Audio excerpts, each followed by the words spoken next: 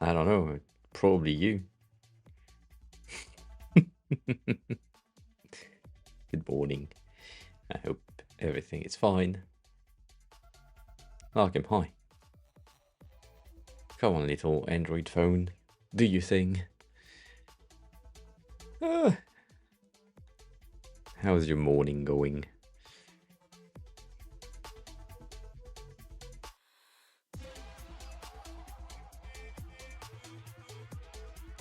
I have doubts on my... Oh.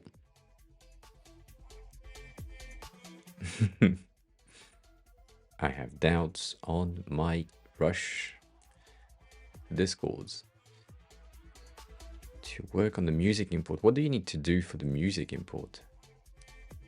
Like, what's the deal? What needs to happen?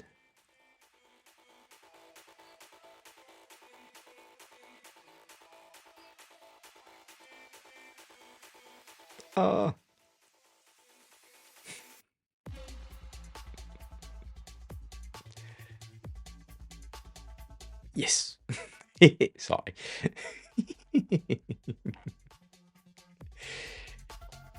It's running after the time, but then I don't have the notification on Discord. This is kind of sad. Means that today we might have some issues with notifications as a general term. We will see what happened. You know, all that. 30 consecutive stream. That is a lot.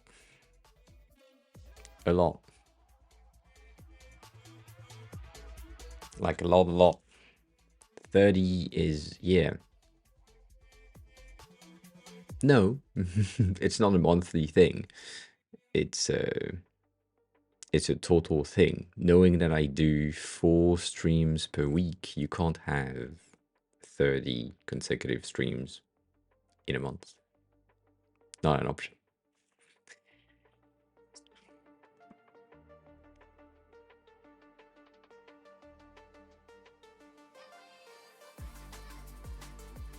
No. It doesn't say this month for me.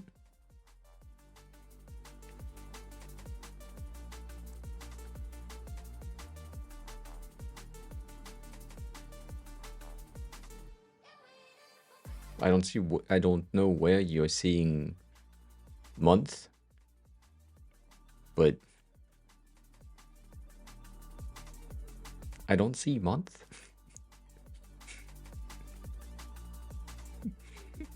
Not right there. Yeah, please. Maybe it's the French thing.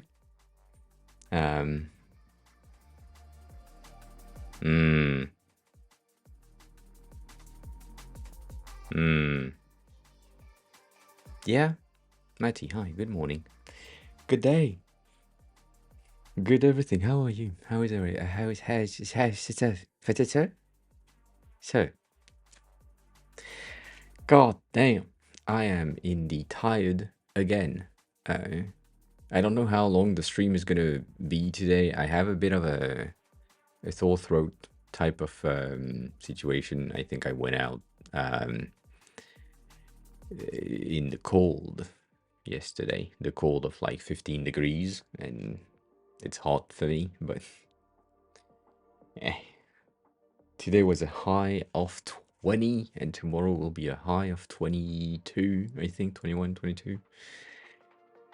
And then we go back to like 40. People are gonna die. It's gonna be fun. I've been having a huge issue with TikTok, and I'm guessing it's the same thing on YouTube Shorts, but like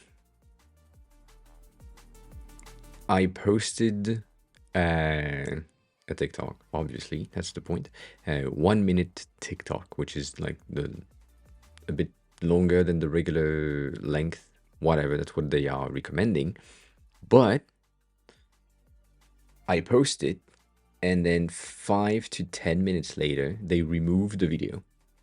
And they say, this is an automated thing because your video is against the terms of services. And I'm like, no, it's not. So I do an appeal, and then they say, oh yeah, you're right, it's not. But then because it has been removed, it's not shown to anybody anymore. So it's sat at like 0 views since this morning. So I re-uploaded it because I was like, well, it's the same fucking video. So now that they know that it is the same thing, it should be fine. And they removed it again. So I appealed the second time, and I asked why. So I'm waiting for an answer. I doubt they will give me an answer. But it's kind of weird. And weirdly enough, it's also the same in terms of... oh yeah, it says it this month on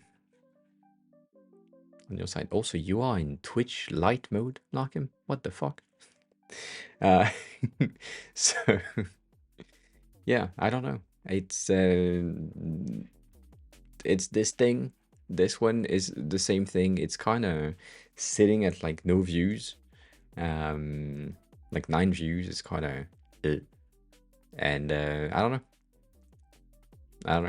I've been doing my best to get the thumbnail on YouTube with the most horrendous faces that I can do. Like every time I'm trying to get that, I think it's...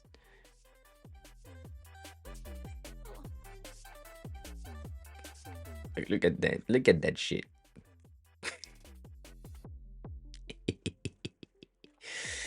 I don't know, since I found the fact that you can choose a thumbnail on shorts, I decided to go with the most horrendous faces I can do or have. So yeah, anyways.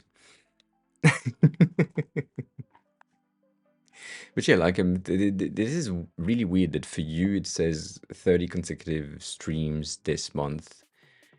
I'm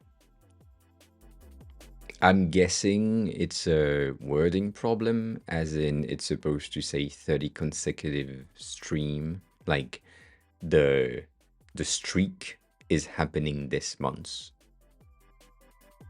But if it was 30 consecutive stream this month on the 15th, it would mean that I had 2 stream per day, which is it not an option. Not an option at all.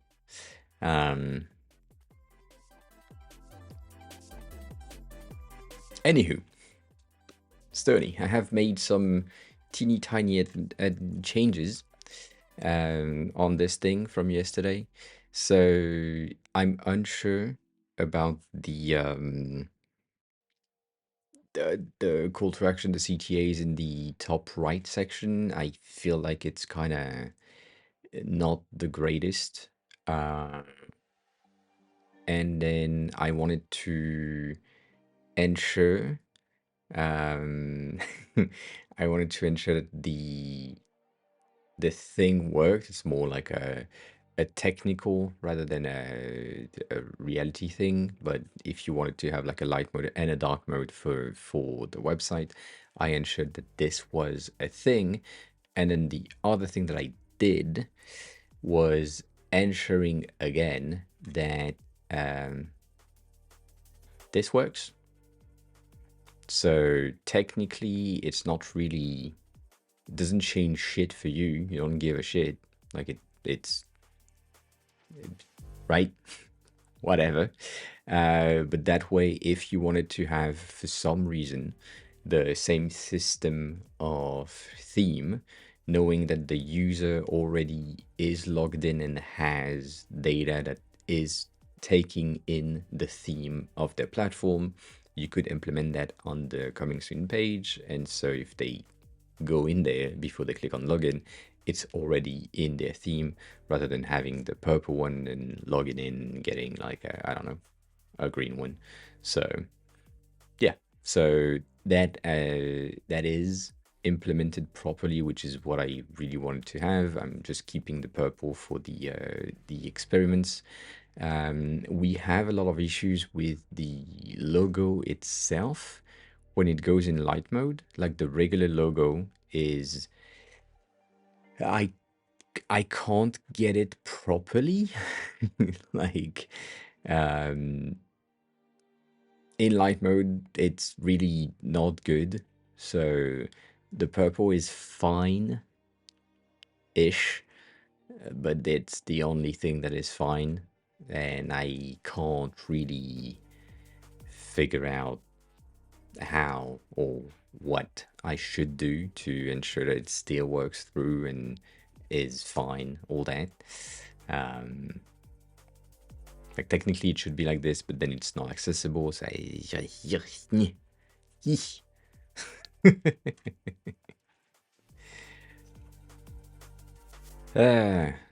so yeah, other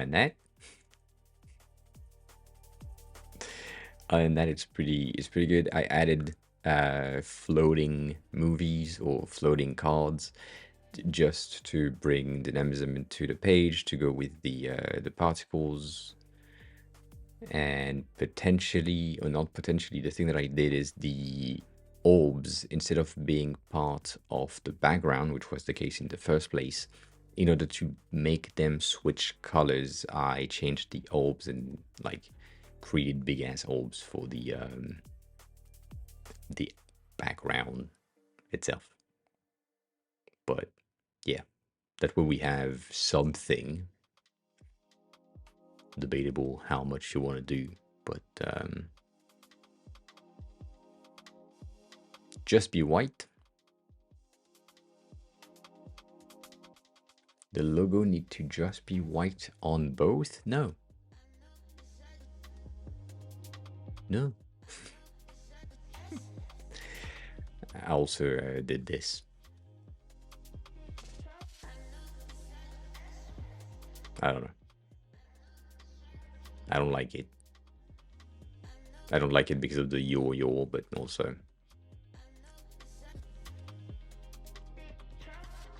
I have no clue what to write here. So, why do you want the logo to be white in both dark and light? The thing is, if we do the logo in white, it's not going to be accessible nor visible. So, I have doubts. Lots of it.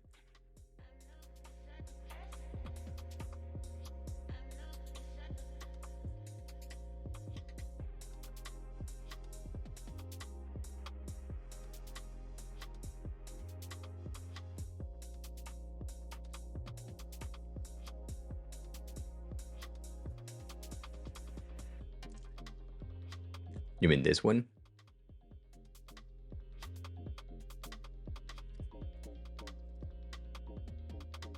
Yeah, but if I do that, it's not. It was that. Let me say that. It was that, but it wasn't visible. Like it didn't go through as an option. So I got rid of it.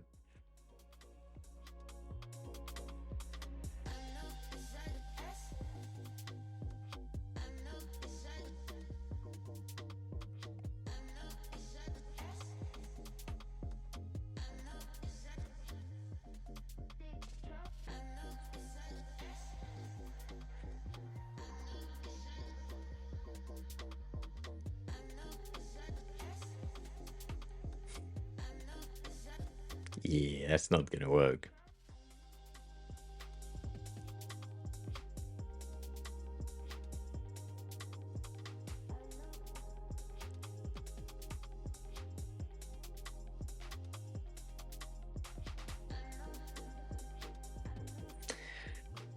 If it's the official white thing, white opacity that we had in the beginning, it will not be visible at all. So I have doubts. But yeah.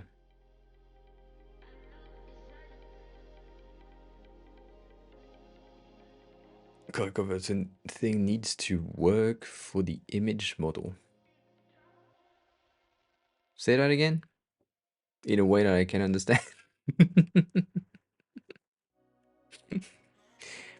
Because right now I don't get it.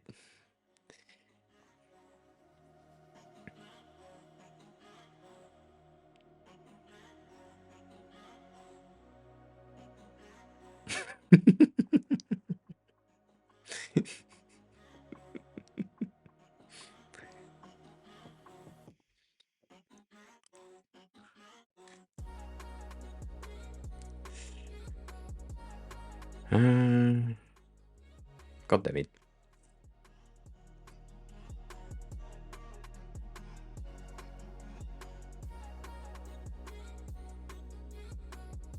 I think the initial was this, plus that background blur type of thing, overlapping stuff.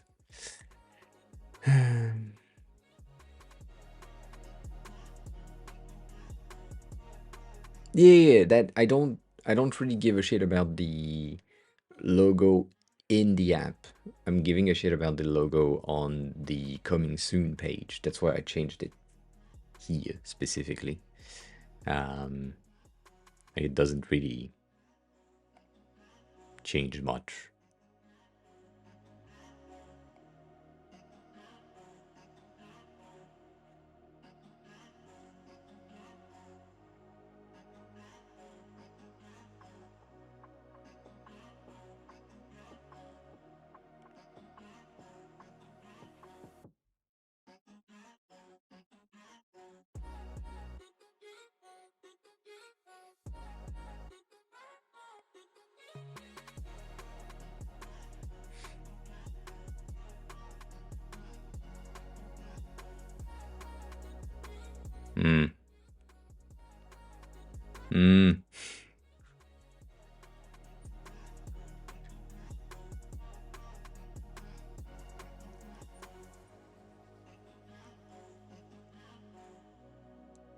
I mean, the main issue that you will have here is the fact that the color that we have is this technically on the current state of things. See, Larkham, same thing. Thank you for the streak. I appreciate it. I appreciate it. This one is the 600, which is technically gonna be this in terms of accessibility and all that. The thing is, if we do that, we end up with a really bad thing here. Like if I were to revert that to the original and we do the switch, it does this. That's no good. So yeah, Denny, hi. Good morning. It's not an error message. It's just it's 33.3. You expect a sparkly bento from me? What do you mean you expect a sparkly bento from me? From where? For what? For what?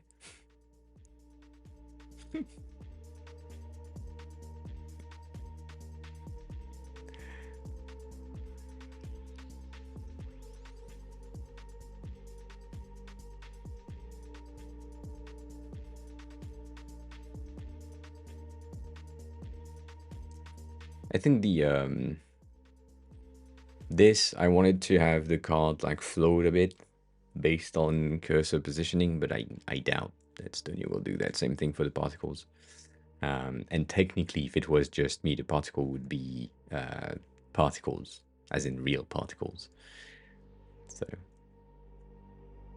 it's not the landing page. It's just the coming soon page. I'm not gonna do lending. Not gonna happen.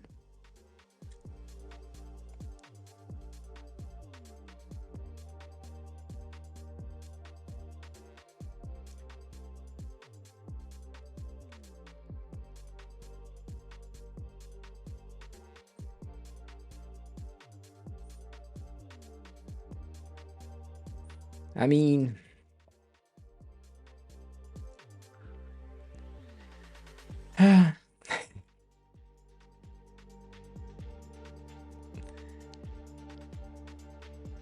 right, that's technically it. So you could do that potentially. Just keeping the lighter thing in the light version. Mm, Not really like it, but yeah, do I have a choice? Not really. So eh, eh, eh. It's gonna work. Um, because Sony doesn't need a landing page at all, and will probably never need a landing page. Like, not a not what I call a landing page. There will be a page in which people can land. But it's not going to be much more complex than the coming soon page. Maybe there will be like a new section underneath, but that's about it. The page in which the people will land is going to be, now that it's launched, you can download the thing. And that's about it. And so the other section that I was thinking about is potentially showcasing the pricing model, if there is one. And that's it. There's no need for more. And when you think about it .com or Plex.tv, right? Yeah, not .com, just .tv. The landing page here,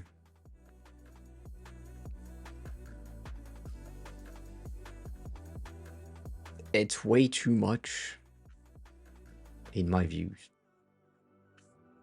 for what is interesting. But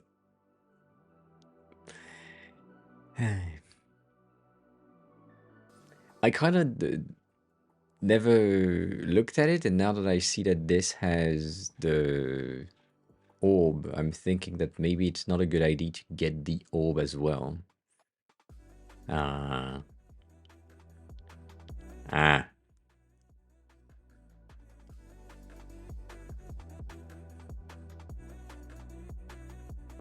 Yeah, maybe there will be like a something like this in the center. Like a thing that explain why you want to use that tool. But I would rather have like one section like this one that showcase that you have the ability to access things from the desktop, from your phone, from your TV, maybe something like this, and then a button to download the thing. But yeah, maybe that, maybe an FAQ. But yeah, it really feels like this thing has been built with Framer. It looks like the basic Framer component. It's WordPress. Damn, it's the same thing.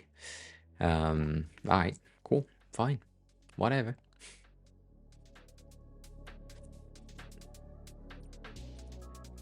Well, I'm eating bento every day almost, so don't get an allergy for that.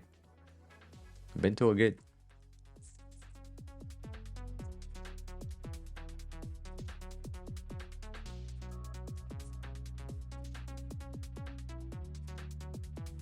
Much nice. Much nice. Such cute. Yes. Sorry. Uh,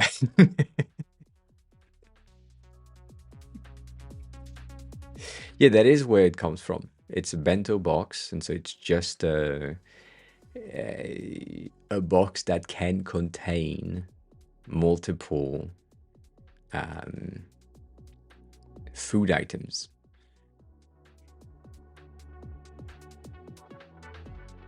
It has been transferred now. The word bento is understood in most languages, but it means a boxed lunch.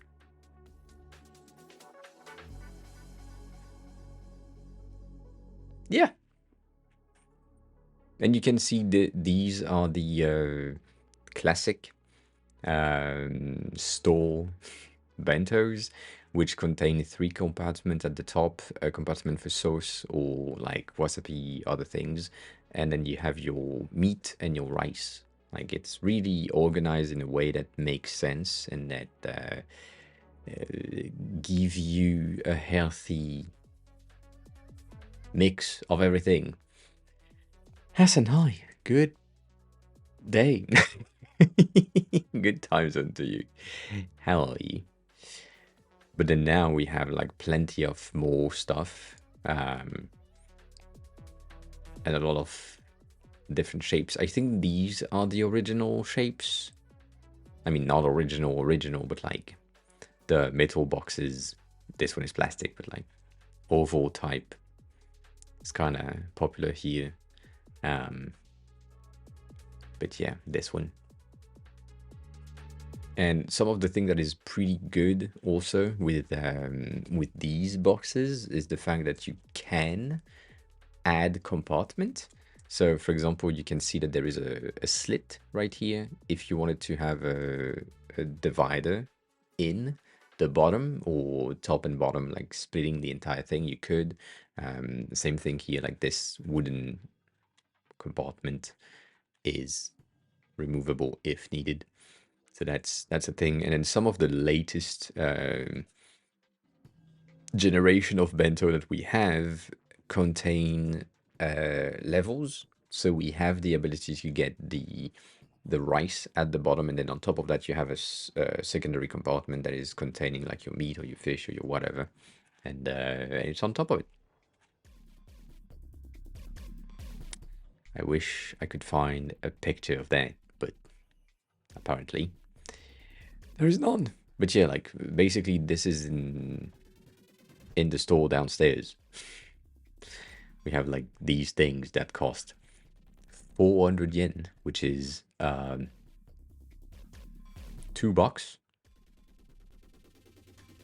ish. Not even close. Yes, Denny, I'm getting the same from a Prime than a non-Prime. It's 250. I mean, it's 250. It's half of what you paid. So, if you are from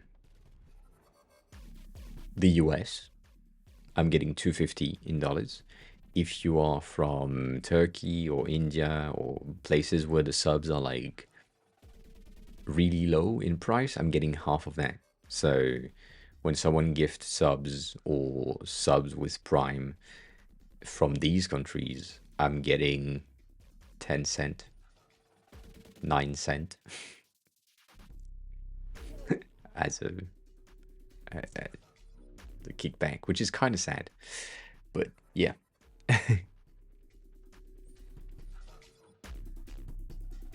There one with a controller with it. What did I miss? Oh, you mean this one? This is not a control. This is onigiri.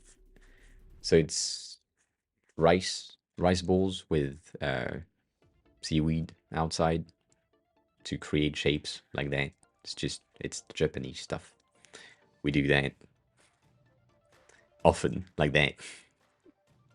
Like technically the controller is made with that seaweed thing.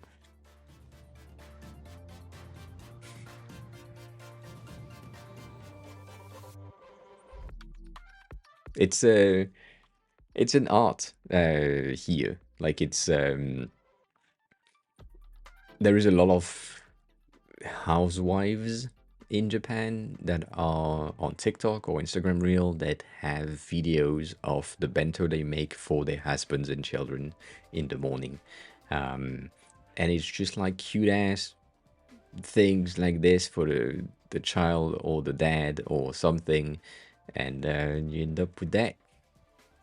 And then you are praised at work if your wife is giving you or making you a bento that is cute. It means that couple is going fine, which is never the case in Japan, but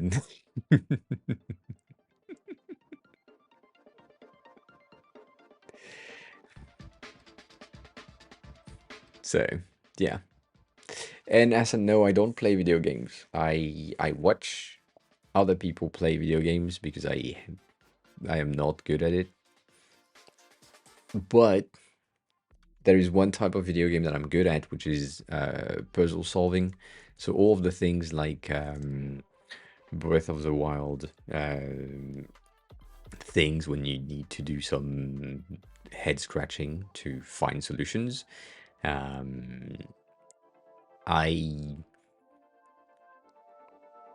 can't watch people play these because it's triggering to me to see people not see the obvious solution in the puzzles. So, yeah.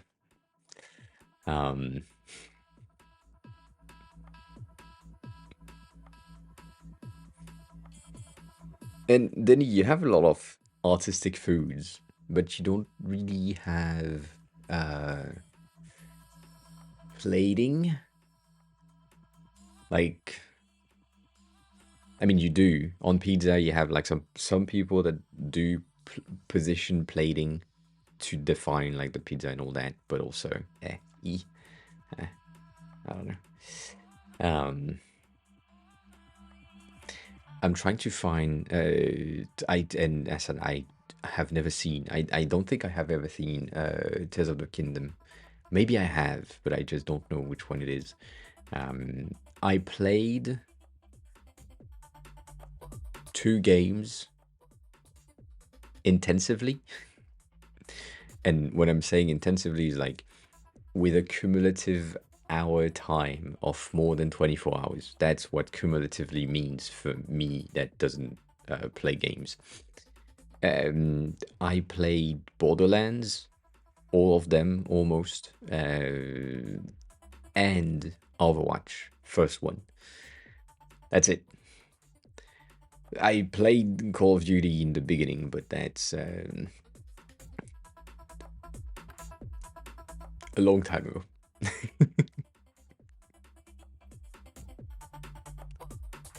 Also, I've noticed something. My iPad is dying every time that there is an ad playing. Like when there is an ad break, the screen on my iPad goes black. I don't know why. I don't know why, but it happens. And yeah, so that's the only games that I'm playing. I think the drop game, Stony, for that we thought about yesterday, I thought about it in terms of what it needs, and as I said, I can't figure out the physics that is necessary to get just the drop. Like, I understand the position at the top, but I don't understand the direction and the bounce. Yeah. Please, Denny, ask away. Ask away.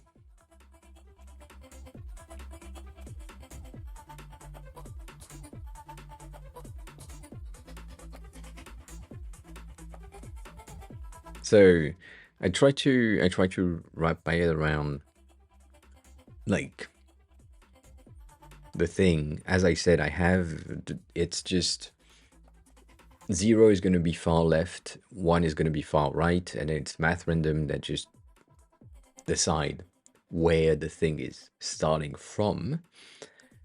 And then you have the same thing. You have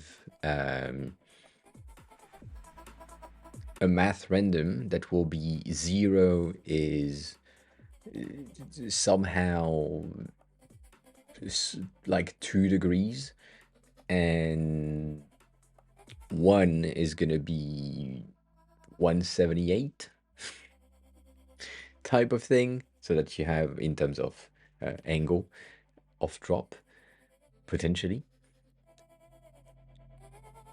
But then, right, the movement from starting point to end point, which is potentially a wall, the bounce is the thing that I don't understand how to achieve.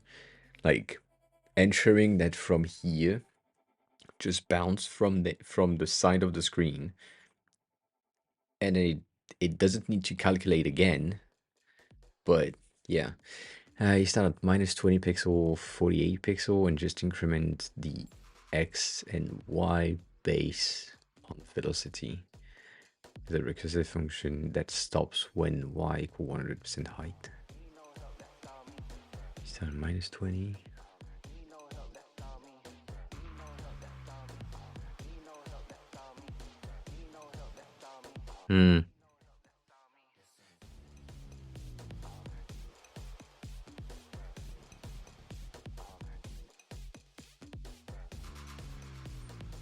So it goes through, like it's a, you say a recursive, but I'm going to say it's a while the value is still under 100% of the height of the window. It continued to do like +1 every time, +1, and then it breaks. And if it touch, or if the no, I know it's not while, but like just for my brain to make it make sense, like while the value is under 100% of the height, then it continues going through. But yeah, recursive, whatever. And it's just if the x value is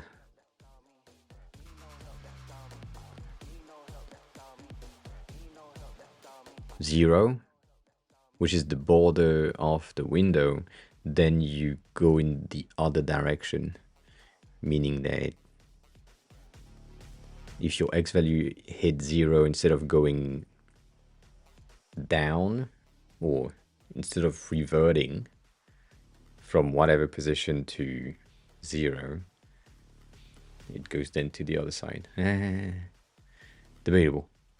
So, Daddy, I do a bunch of work and barely spend some me time. I feel like that's the reason stress and pressure accumulate throughout the week. I tried adding gym and binge watching TV shows after it. The morning after, I still feel kind of overwhelmed by the work done the day prior. Yes, Chris, hi. Welcome on in. I have a question for you. How was the tattoo?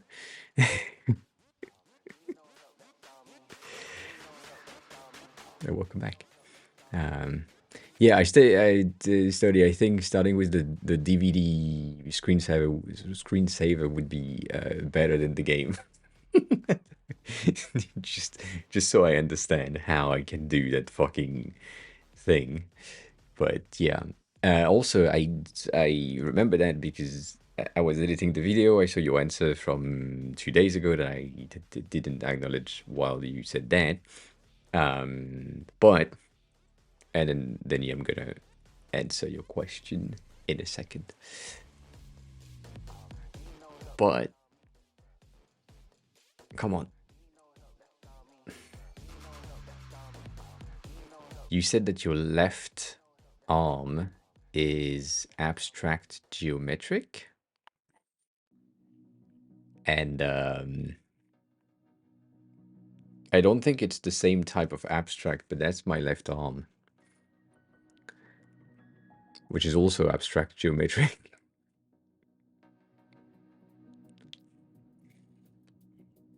That's kind of fun. Right now I have a lot of flowers going on around here, so I don't have a picture of that. But going back to the discussion that we had yesterday about shoes, from Arc specifically,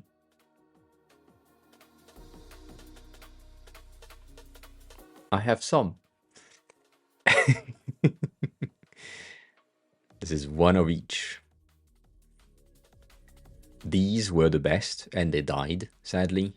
Um, but like one of the reason why I love these, and the last one is because they are all prototypes that never got released.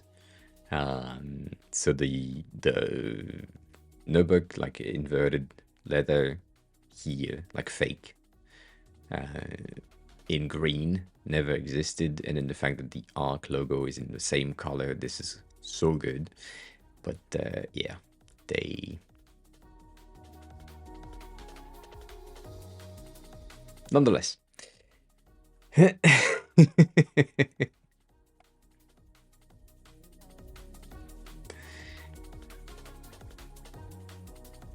Oh, nice, Chris. I'm looking at the Hinata.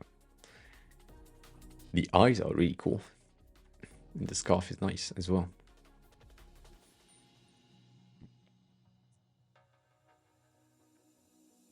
No, I can't tell them that the shoes died because, as I said, technically they are prototypes, and because they are prototypes, I shouldn't have them. Like I'm not, I technically shouldn't have these shoes. So yeah, I have like I have two pairs. I have one that is my favorite, which I fixed. Like the back kind of died, and I kind of fixed them, or had them fixed. But yeah, it's one of my favorites. It's a weird texture, and it's also a weird color. The lace is a new fabric that they never used after. And then I have also a prototype of one of their um, current model. But yeah, it's kind of great. It's not as popular. Arc is not a brand that people know about, and so I wouldn't be able to resell the prototype as much as I could if it was like a Nike prototype thing that I have, like a Japanese exclusive Nike prototype. That would, yes, but eh, eh.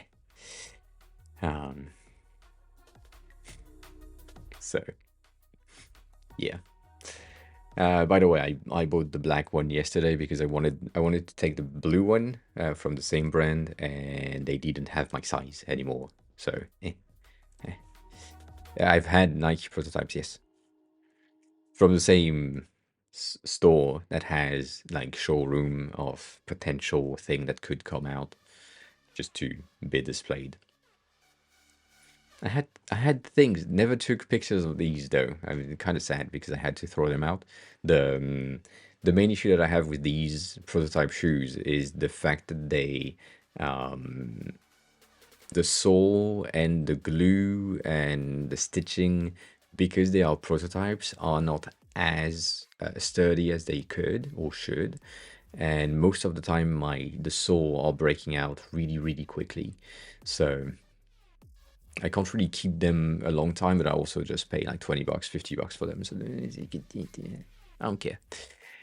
Anywho, Sterling, thank you for sending this.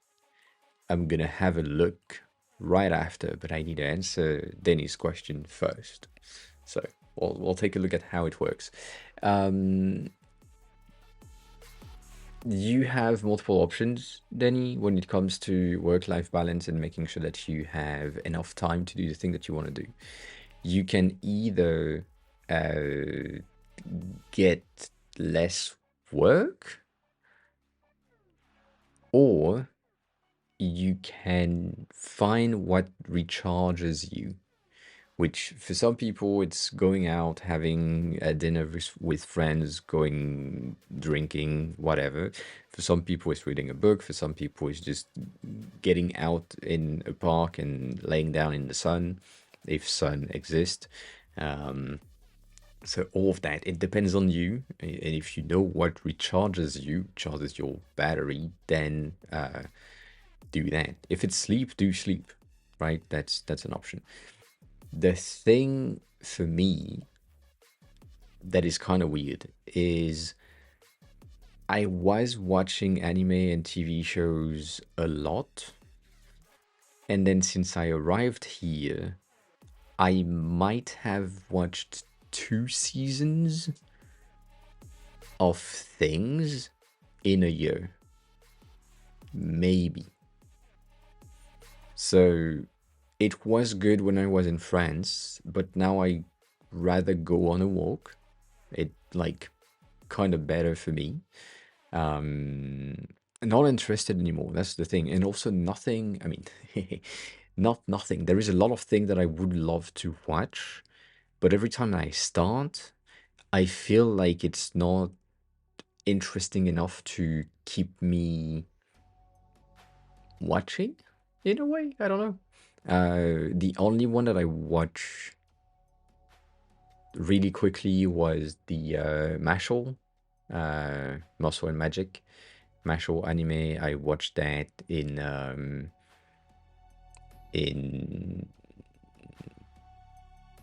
a Saturday night because it's like 12 episodes, I think. Um, and then I watched the Avatar: The Last Airbender Netflix adaptation, the latest one, in like same thing in a day also. Um, but that's about it. I tried to watch movies, nothing interesting. I try to. I also don't go to the cinema or theaters, so I don't know. I no, I watched the. No, that was last year. So nah, I watched the Bleach, the latest season of Bleach because it's good and I do like Bleach a lot.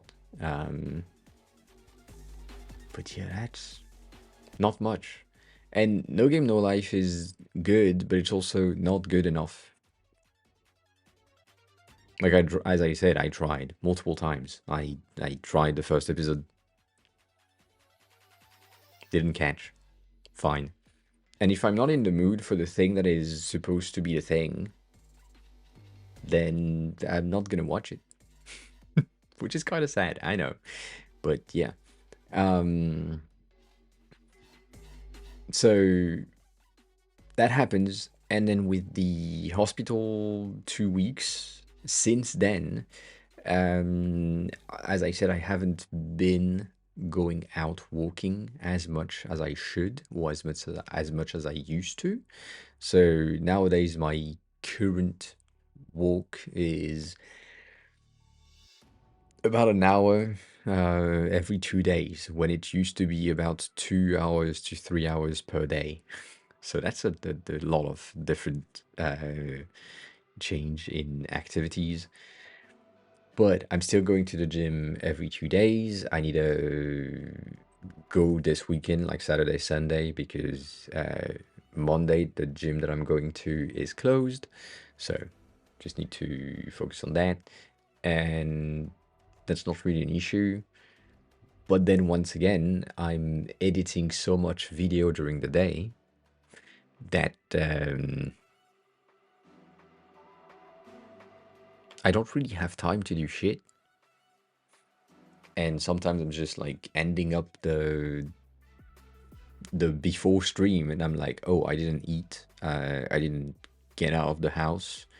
It's just like, I don't know. So if you don't know what recharges you yet, um,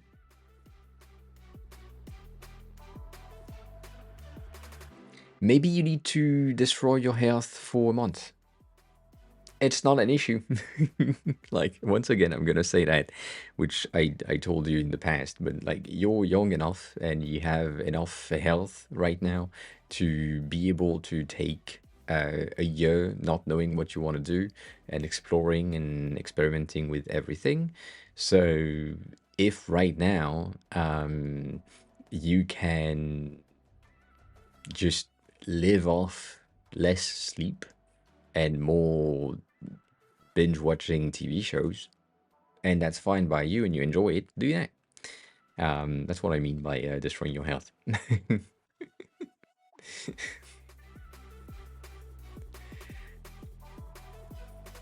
And the Star Trek Picard, I haven't watched it.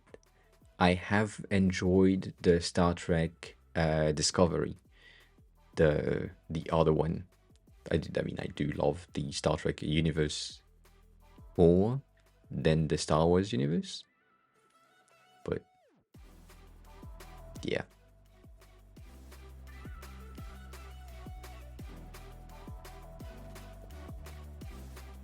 And I never heard of Peripheral. Um,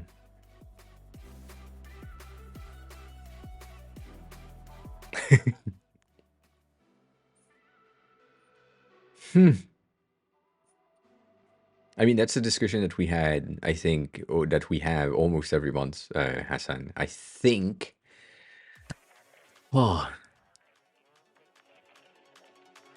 I think I can't tell you what is my favorite because I don't really have a favorite, and it depends on the years. So for me right now, some of the latest thing that I really enjoyed, I love anything that takes place in space. Star Trek, The Expanse, other things.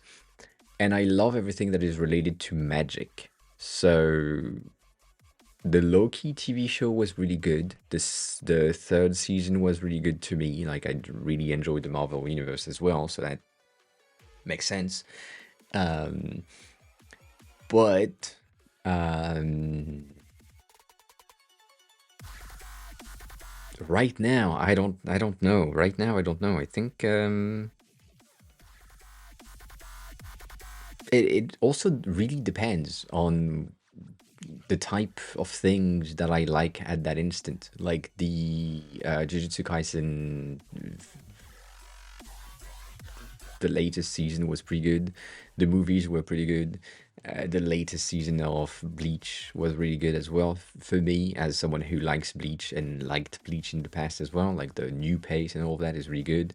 Um, but movie wise, I don't think I've seen anything that was like really good. Um,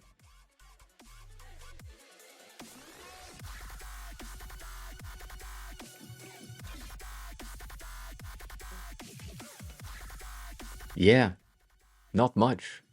Um,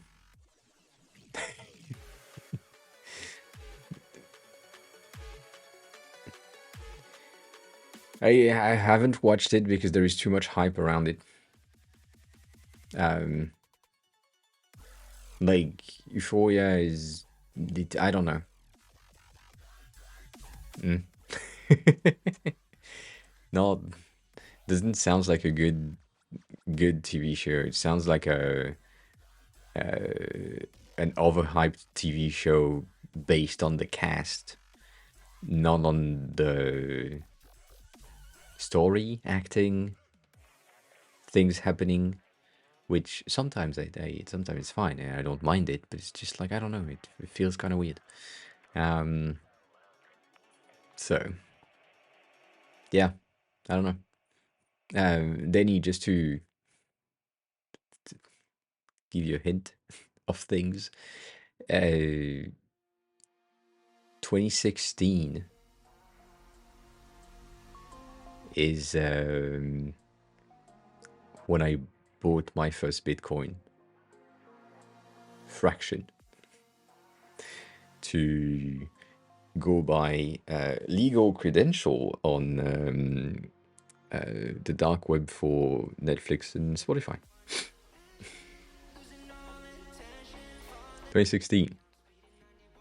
It was expensive to me at the time as a student. There were somehow like 80, 100 bucks each.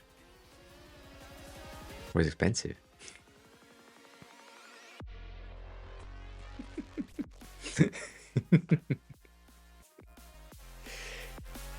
And so it went up to the peak, the first peak in 2000 something, I forgot. And then not even 2016. I think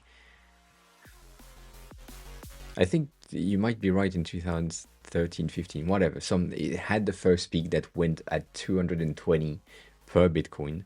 And then it went back down. And I was like, okay, that was a thing. And I sold everything.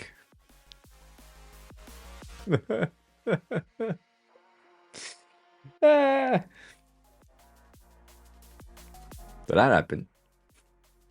Also, I lost access to my dark web wallets, obviously, because these websites don't stay up long enough. So the wallet that is associated to me on the dark web doesn't exist anymore. Um, and yeah, it's if I knew what it was at the time for real and where it would go, I would have kept it, but no one could have predicted that. So, eh, you know.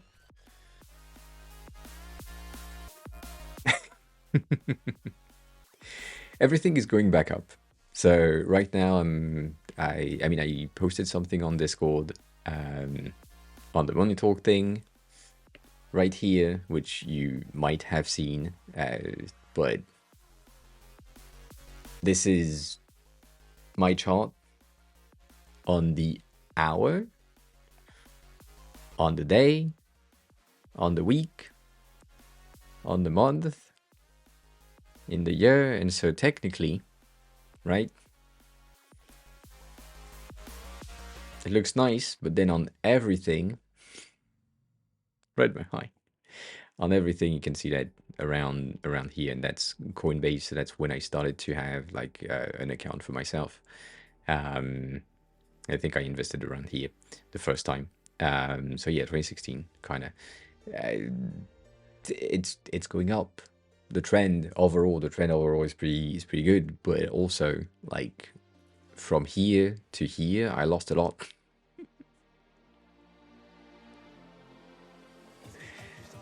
All that to say, just remember that it's a long-term thing and not a short-term stuff. So right now, everything that I had at the peak of the previous run, I'm kind of getting it back slowly by not really reinvesting in, but eh, it's going up. So as I said, if everything goes to plan, um,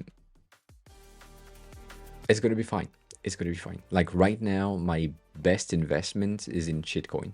The Shiba Inu that I bought in the previous run, um, I think I bought like 100, and I'm at 1,000 right now. So it 10x'd just this last month. Like it was really static for no one because Shiba is just weird.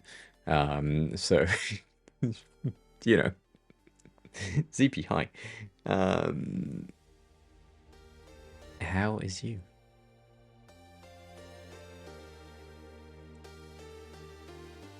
In college in esports? Um, yeah, if everything goes according to plan, I can stay in Japan for 10 years. Yes. Technically, once again, if I have 200k in euros in my bank account, I can apply for a visa, like a life visa type of thing in Japan. Like, just if I have enough savings to stay here for a certain period of time without having to spend any money, they're fine with it. So, yeah. No, you can't buy a passport. It's not as corrupted as like other Asian countries, but still.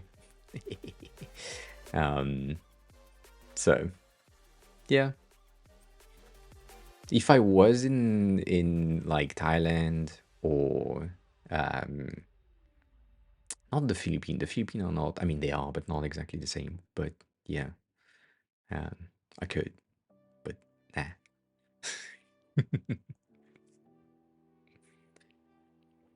And I could buy a Japanese passport, not in Japan. Yes, that's also an option. Um, but yeah. So to go back to the initial discussion, to find the thing that recharges you, Danny, you need to experiment. So as I said, if you think right now that watching things and being as static as you can in your bed or in front of your computer or whatever, do that. Though, if you feel like you're missing activities during the day, as in you feel guilty for not working, um, stop working. Take a week off. Like really, or 2 weeks off. If you start feeling guilty for not working is just before you will have like a bit of a burnout. So take a week off, or two, or three, or months if you need to. But if you can afford it, like financially speaking, and you can stay with no income for like a month, um, do that. Take a month off and then come back. And when you come back, do the work deliberately, meaning that you are allocating a certain amount of time. Yes, Tony, you are burned out, but you burn through the burnout. So now you're just black. That's racist, but just black, burned, but you're still standing like a match. You know, when you cry and you burst it in flame, it's still standing, but black. It's fine. Um, so do that. Like deliberately allocate time to work in your week. You can do that right now if you think that that could help. But the main issue that I have with that, when you when you didn't take a long enough break, is if you say I'm working on Monday, Friday, no, Monday, Wednesday, Friday, like 3 days a week. That's my design work days. And my Tuesdays and Thursdays are like reset days. It will feel kind of weird, and you will probably feel guilty for not working on Tuesdays and Thursdays, and you will probably at like midday start working on something. So I would not recommend it. Though, again, there is a ton of things that you can do to get a bit more work-life balance if that's interesting, but maybe you enjoy working. That's another situation which happened to some people, me included. If you enjoy working, you do not need to take vacation because it's nice. So, that happens. Like to go in nature, completely disconnected from technology. First few days is rough. Yeah, yeah. Um,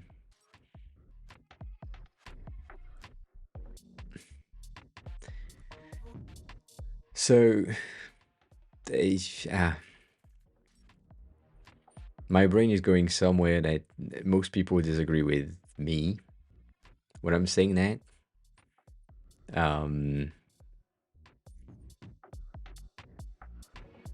but that's basically what Chris just said. So, um, in my first two agencies, which span across almost 6 years, like 5 years ish, like 2.5 and 2.5. I took maybe 3 to 7 days of vacation each year on the legally acquired 25 days plus other things that I legally had access to. So that was mainly due to the fact that I enjoyed what I was doing and it didn't feel like work. Red, hi. Well, come on in. How are you? Happy Friday to you too. So, with that little amount of vacation, right? That's kind of not great for a lot of people. Like some people need vacation. At the time, I didn't. Um, Nowadays, depending on what I'm working on, I can either be hyper focused on it and just power through for like a year, 2 year, and not take a day off, or I will need like 2 weeks here, 2 weeks there, 2 weeks there, and that's of vacation. I mean, and that's a thing. So based on that, and based on what you're working on, you could define your work schedule to match with what you want to do. That's the first thing.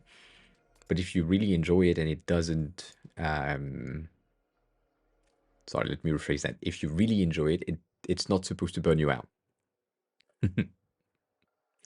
I went to school for motion design, so yes, I did motion design in the past. Um, so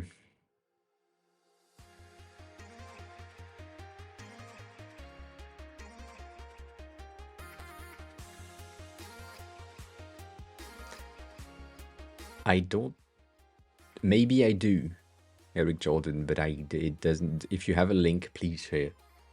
I want to check that. Um, so like the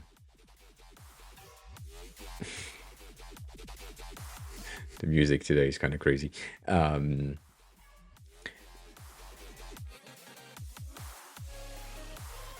ah, the reason that I had a schedule and I didn't take days off is, for me, the weekends and the national holidays that I'm not supposed to work on were enough to recharge. But technically, I didn't need to be recharged. Um, it was fine. So that's why I didn't get burned out. And then the days that I took usually were like, oh, we have a Thursday that is a national holiday. Let me take the Friday that is next to it, so that I have a 4 day weekend. And I can take the Monday so that I have a week of no work, technically. And then sometimes you had your Thursday that was like a national holiday, and then your Wednesday the next week that was a national holiday. So you just put 3 days of vacation and you have a fat ass week to go on vacation. So I just also organize my time in a very specific way to ensure that I have time to do something else. The thing that happened in the beginning, and that's also like a back from the beginning of my career, on these vacation day, I wasn't on vacation. I was working on my skills. Like, I was scrolling through Behance, Pinterest, all of that to learn more, to understand how things work and all of that. So I was doing way more work for my craft than anything else. Cat, hi, good morning. And Baffled, hi, good morning. Um, so, not really a schedule, but still a lot of work for no reason, but a lot of learning rather than a lot of work. If that makes sense, like the fact that I was learning things that I could then implement in my agency work, that made sense. Um, Too advanced studio. Never heard of that. Never heard of that, Chris. Never. Check. This thing?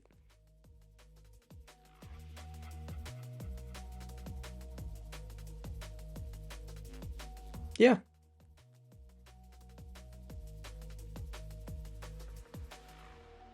I don't know if that's a loader, not a loader. There is particles, but I, nothing there.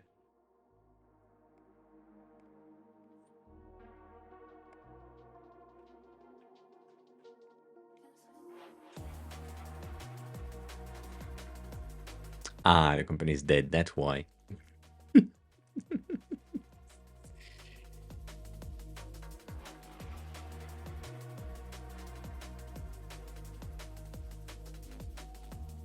I don't think I have.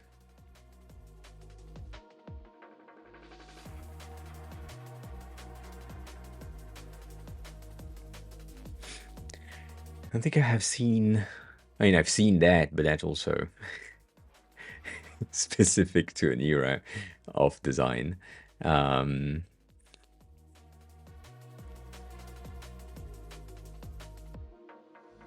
that looks French. But no, never heard of that person. It's pretty impressive. And Hassan, I can't share anything technically of the motion design that I did, mainly because it doesn't really exist anymore. Other than I think on Vimeo you could potentially see things that I have done, but it's the type of thing where I don't know if things exist or if my account is still live. It seems to be good. Um,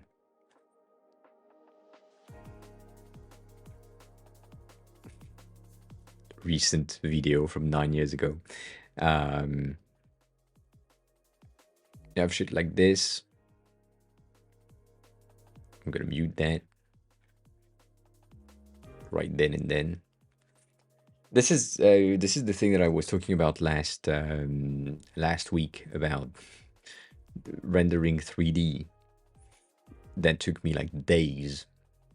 I mean, technically weeks to render that fucking 3D things that just I was experimenting with liquids, and that's about it. And that took days.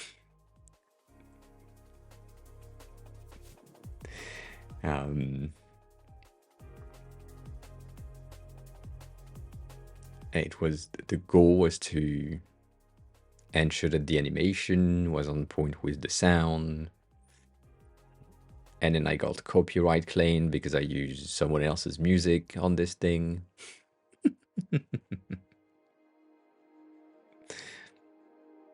All that. But there's a ton of little animation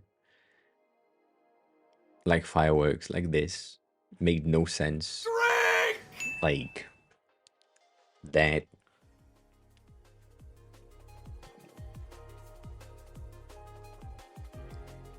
I discovered the particle thing for After Effects. That's about it. Same thing here. Like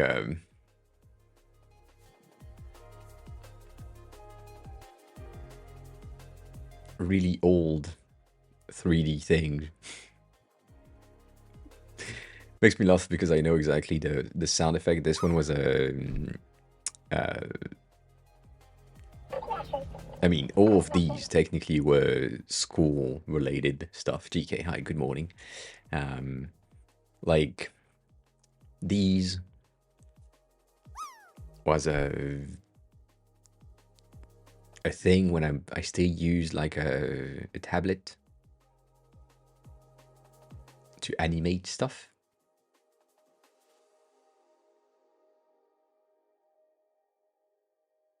That's old.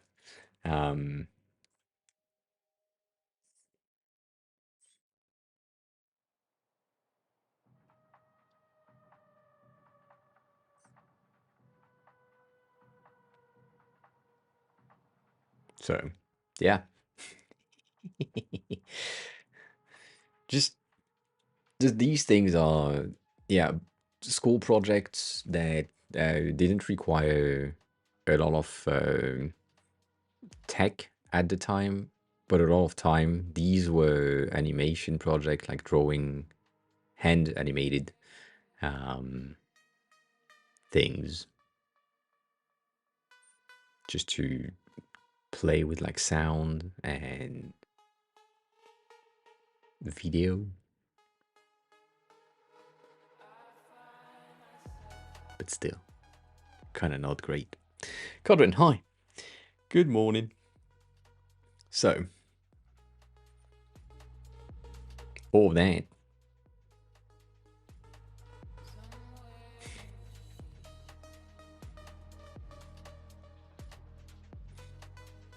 The sky in the last shot was an AI generated thing. No, it was just an image of a sky that I added in the background and then moved across. So, I don't know.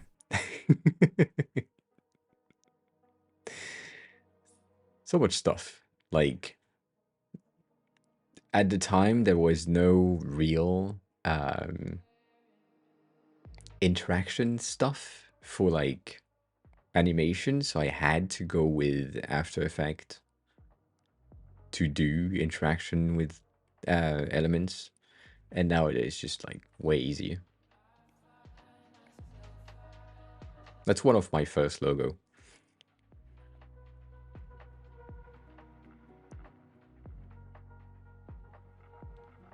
You can tell the era in which these took place just because of the texture, the particle, the things in the background, all that shit.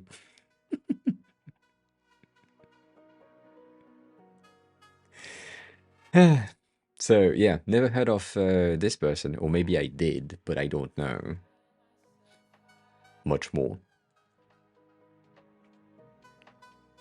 So yeah.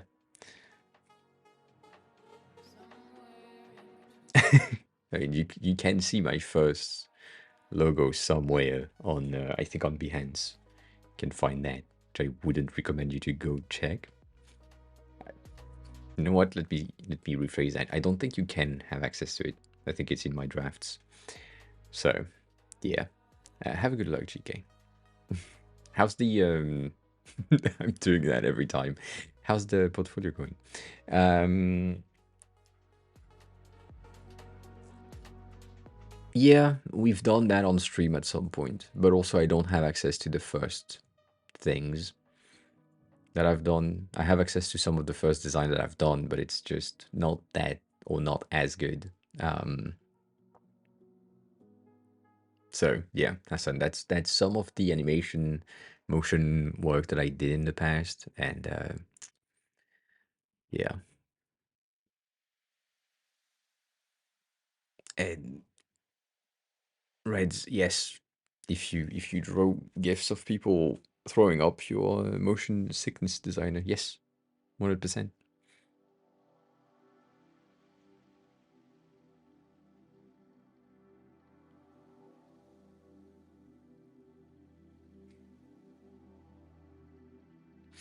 I'm reading chat. 1 second.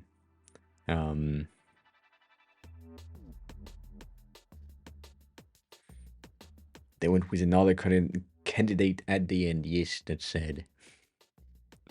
That happens. Oh shit.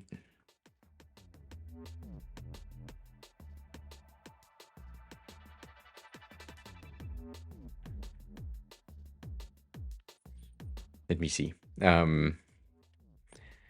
Do I have? I think I do. Oops.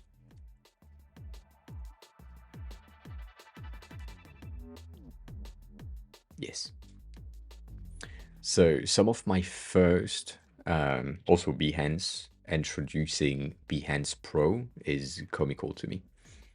Like a paid version of Behance when it's kind of dead. It's kind of weird. This is some of my first UI work.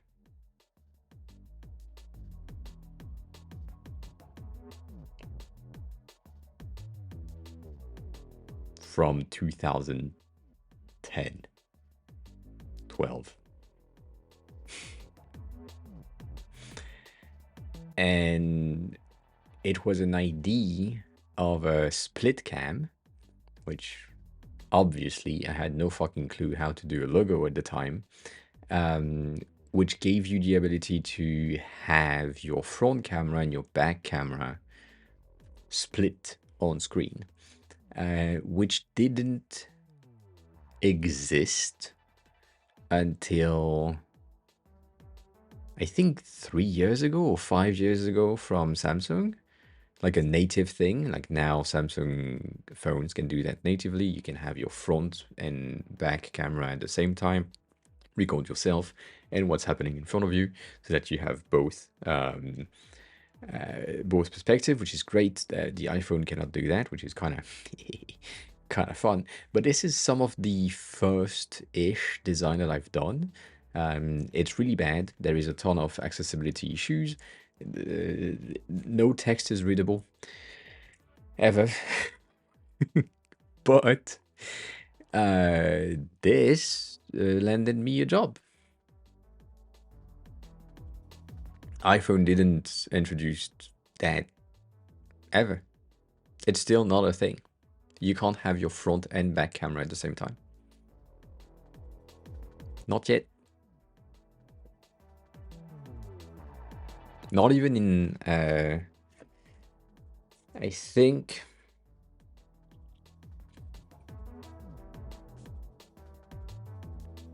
maybe in action? No, not even.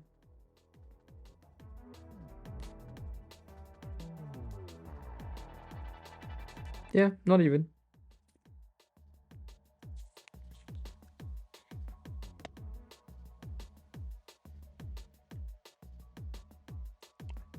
Can you do that?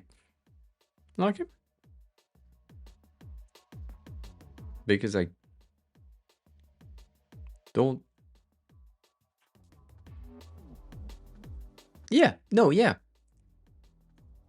Yeah, you can. I mean, you could have the ability to use both camera at the same time from before, from external third parties app. Yes, but not native. Samsung is a native things. Anyways, that doesn't change anything. Yeah, both and back at the same time. On Samsung phones, you can do that. Like on any Galaxy 21, S21, S20 or S21. I forgot which one it is, but it's one of these. You can have both. And nowadays it's more for FaceTime types of situation where the back camera is going to be full screen, and then you just have your floaty tiny rectangle of your face around here, but it's just recording in full quality, but it's displayed in tiny so that you can focus on what you are sending. And so yeah, that happens. But yeah, the idea here was to get both camera at the same time, ensuring that the user could define the quality, the layouts, all of that, and had fun with the iconography, but nothing is accessible. Like you can see the size of the icon here compared to the size of the icon here. It's just like not good. So that's some of my first thing. I also have in my drafts, I also have some of the initials things, as in players, like music players, which is same thing. These are really bad nowadays. When I'm looking at it, it's taking some of the base principle of UI, but it's just bad. There is a lot of accessibility issue. There is a lot of spacing issues. But then again, that got me a job. So if you think about it, it's not that bad.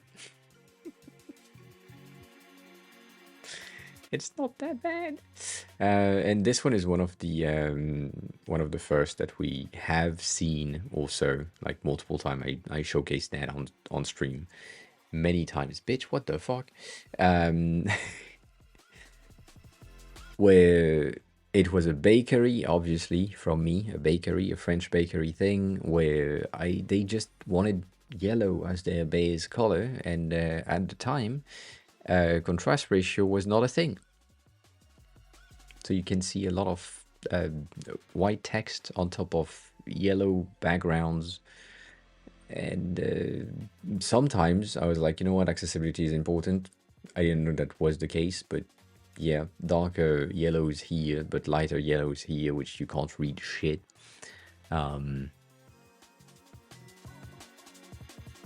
So, yeah, that's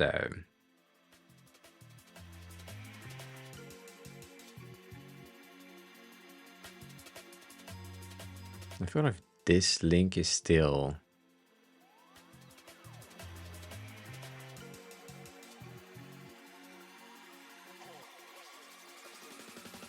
Ha!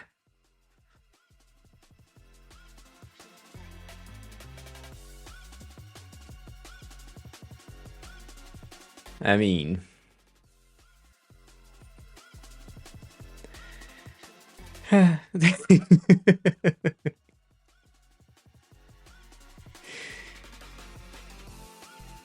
bitch, what the fuck? Why is that the thing? Sorry, this makes no sense.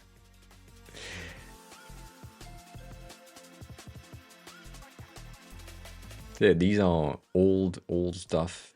And then the same thing, this one is one of my first official redesign from the banking app, the French, one of the French banks that I used every day, almost. And I was like, this is shit. Let's do something new.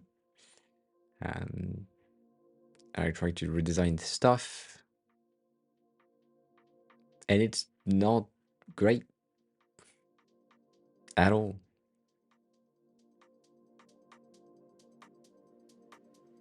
God damn. You see how rich I was? I had 13 bucks to my name.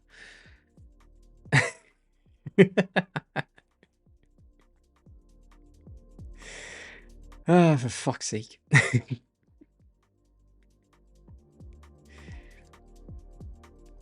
So yeah, these are old projects. Uh,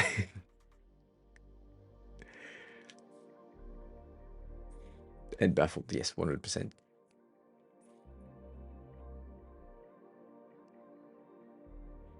So all of that to really showcase that you don't need great quality content to get your first job. I got a job with that.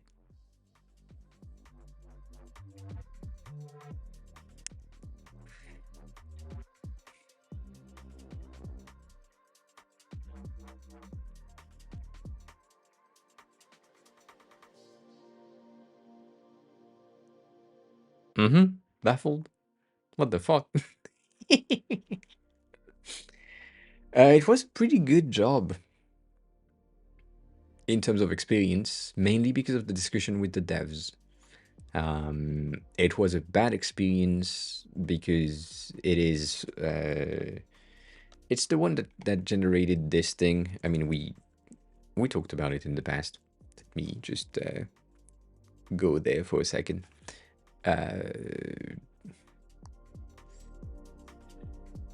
You know, the folder that I have on my drive that is called lol, because, you know, that's how things are.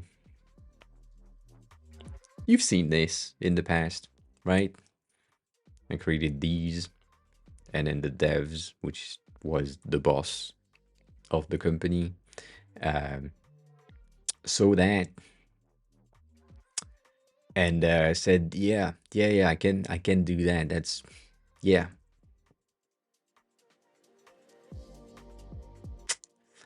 that's what we got from this to this. So yeah, that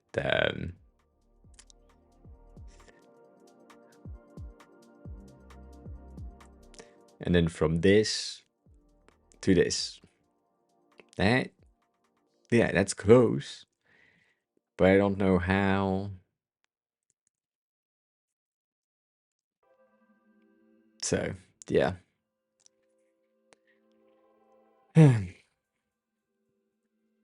From that's the design that I've done, to that, and from that to that.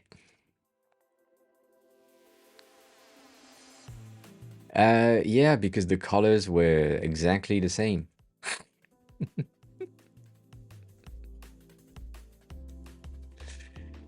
But still, when you look at it now, right? I'm looking at this and I see alignment issues, shadows that are way too strong or not diffused enough, spacing that should have been doubled or tripled in some situations, action buttons that are really on the side and shouldn't be. So all that, right? All that happens. And nowadays, I'm sure I could create something much better. We talked about that in the past also, to potentially like have a stream where I redo some of my previous works, but nah.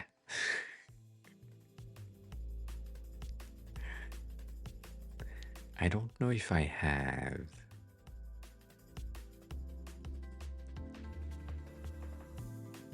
Yeah, I don't.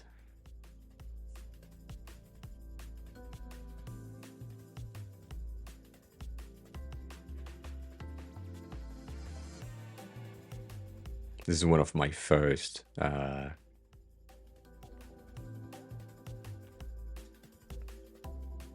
site. It's the only first HTML right there, based on Bootstrap.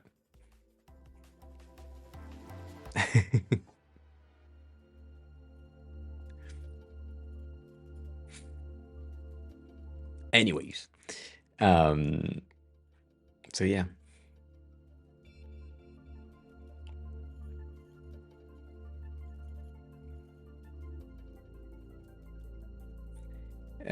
Like him, they look square.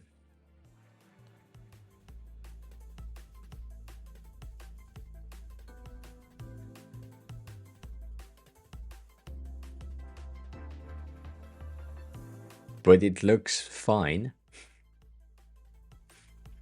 if your rectangle is looking like this from the side.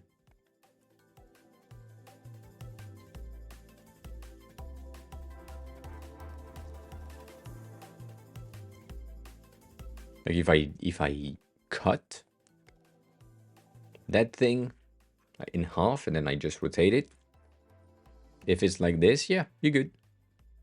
All fine. If you wanted to have something like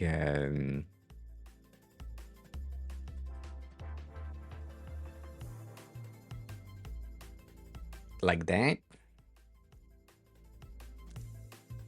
god damn it.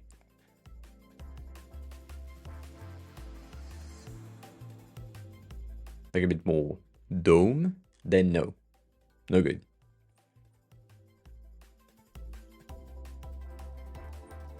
If you wanted to have something like this, then why?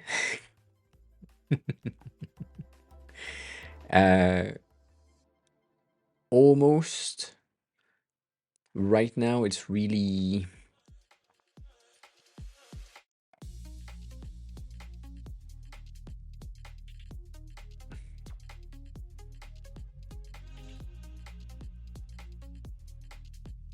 like this. Like it's a really, really subtle bevel on the side and a huge, I mean, not even a huge divot. It's technically, it's not even that. Technically, it's more like that.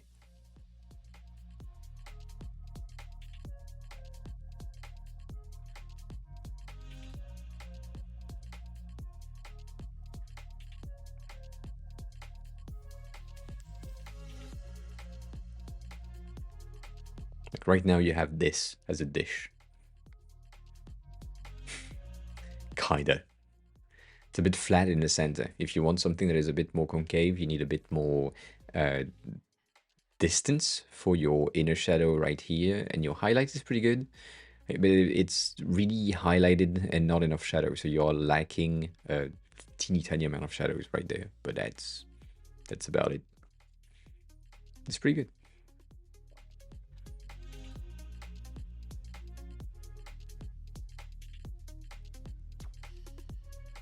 And Chris, I can see things. You can also probably can see blurred things right now.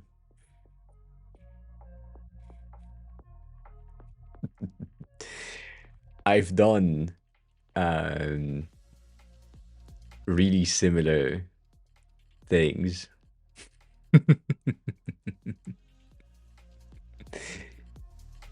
Oh god damn. Yeah. The MPA one is technically the same thing I've done for my dad in the same era, which is crazy. God damn. That sent me to something really different, but yeah,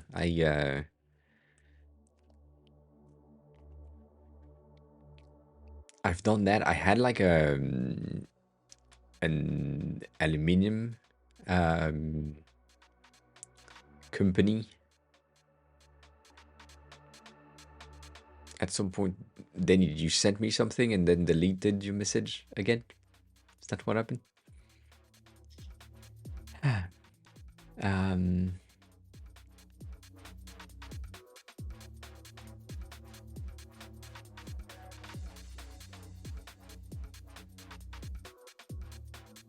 the framer inner shadows don't respect the border radius equation. Well, technically,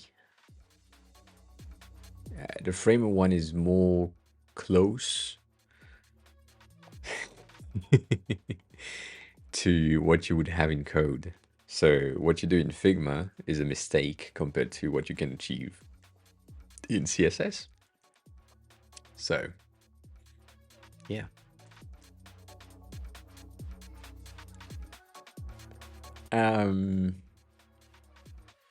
What happened?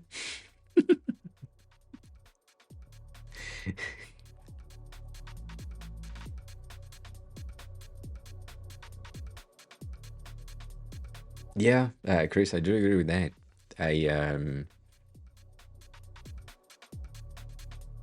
There is one thing that is kind of fun for me right now, and probably for you as well if you still do. I mean, you do still do design work, but some of the things that you had to create and design at the time, all coming back. So all of the glossy, aqua buttons, shiny things are coming back slowly. People are trying to reintroduce texture and GIFs as background and animations, shiny things that goes here and like in and out when you hover some stuff that we didn't have for a long time. So that's coming back, which is really fun for me because all of the old generation of designers that have worked on that in the first place, like in the first wave of these designs, just still remember how to do these things. Whereas the new generation is trying to learn how to do them. And most of the time, I'm seeing things that just makes no fucking sense, like physically makes no sense. And that's really fun. for me.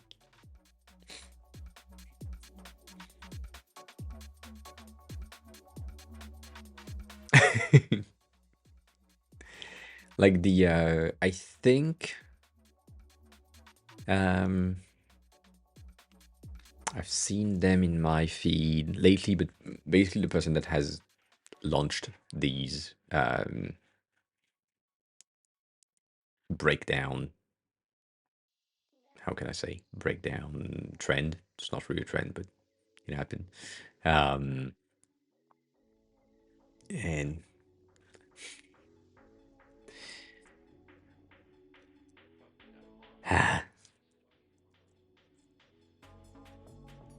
I forgot their name. That's the thing.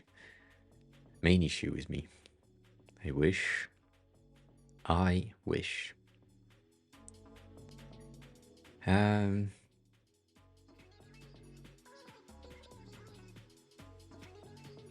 Oh, I need to talk about that. Sorry, I remembered something. What is she? Something happened 2 days ago, and it was really fun for me. Anyways, Haya was really good designer, and he's been creating like buttons, ton of buttons, and some of the thing that he's creating, and I talked about it in the past, um, is coming to the trying to add texture and physicality to buttons and shit, and it's good and bad at the same time. Like as I said on these buttons specifically, the top is highlighted as if it was a flat bevel, and the bottom is shadowed as if it was a rounded bevel, or technically a chamfer at the top and a bevel at the bottom. And so that is really interesting. Whereas here that makes sense, but then you don't have an highlight at the top. And all of these, which is one of the recommendation that I give to most people, which is like you try to take one UI component. Usually I recommend to do something like a calendar or table because it's the most challenging one for designers. But he's doing like buttons.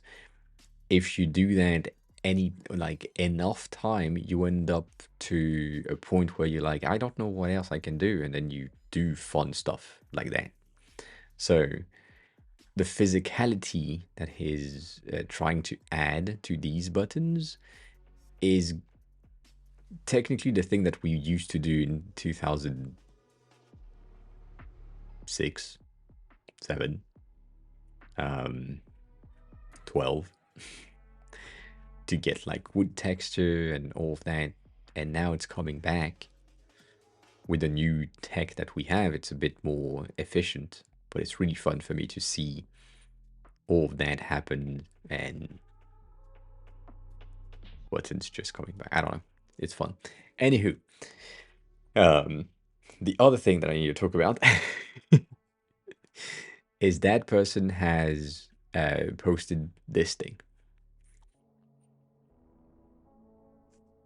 Just look at that. Technically, I should do that, right? Look at the color picker, the font selector. Get that? You good? Cool. Look at the color picker, the font selector. I love these. The fact that it's so close is really interesting. But I don't mind it. What is really fun for me is the placement of things being like you could have selected a different value for the opacity compared to the exact same value. But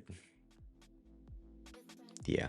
This is from the VK design team. If you are not following them on any platform, please go there. just just follow them. Because they are creating things that you have never seen before. Um,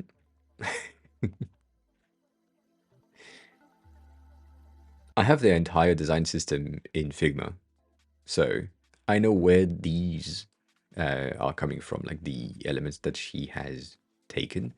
The thing that I love about what they do in here is that um, nothing is 3D.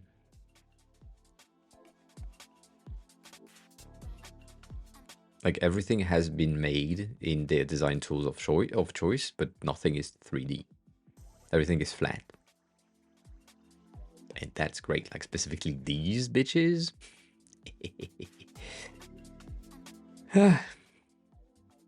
Love these.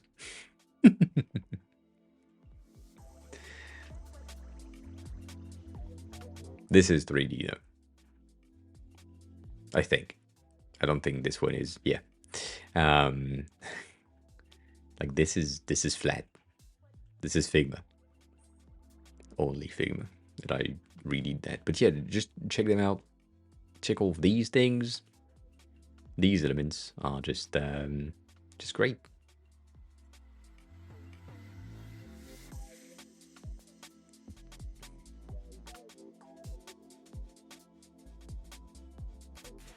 And that's the same thing. Like the effect that they are creating for like the elements and all of that is really textury, but with a good textury thing, if I can say that.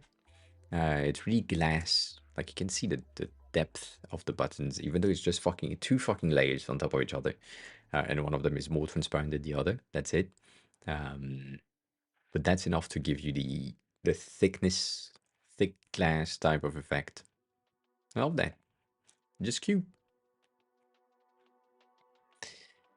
It's just cute. Anyways, that was a derail from myself for you to check.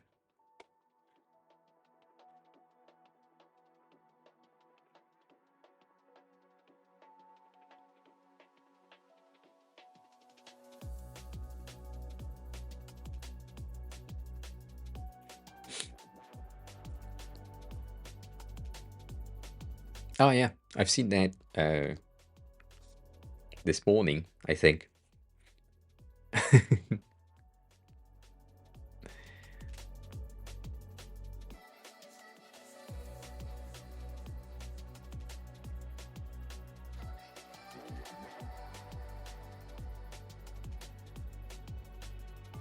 Why are you sharing this, Lenny?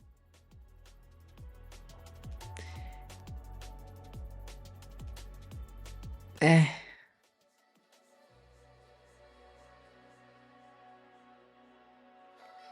Mm, yes and no. I do understand why you're saying this, that all-time thingy, but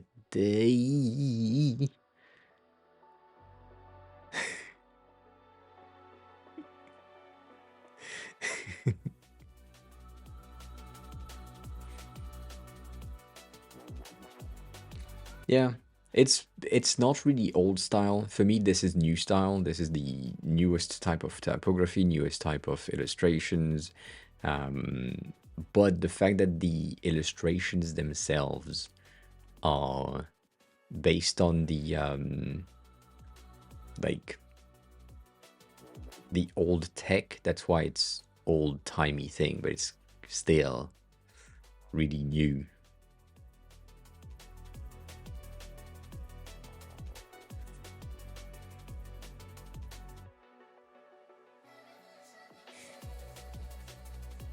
So,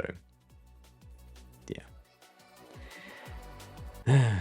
Also, that thing is, I have a bit of an issue with what Dan is trying to achieve. Add config. I get it. right? Trying to build an event with 4 designers, all of that. But his last messages about it is really not good to me. Like, he had a poll about how much would you like to pay for the after party type of thing, and the prices were like horrendous for anyone that is coming to the US specifically for config. The prices are basically like US based prices, and that immediately exclude 90% of the people that are flying to the US for that thing. So I don't know. I don't like it. It's like 1200 a night or something. I don't know, if it felt really weird. Let me see if I can find the fucking poll. I hope he still has it, but he's been posting like crazy. He's been asking a lot of questions about the event and what could be created and all of that. But please tell me you kept the fucking poll. It's been a while. That's the other one.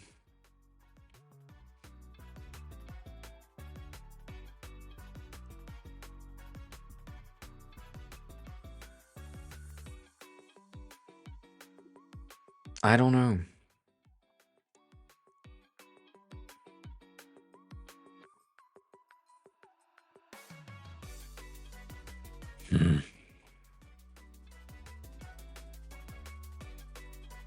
God damn, this man is just posting every fucking day.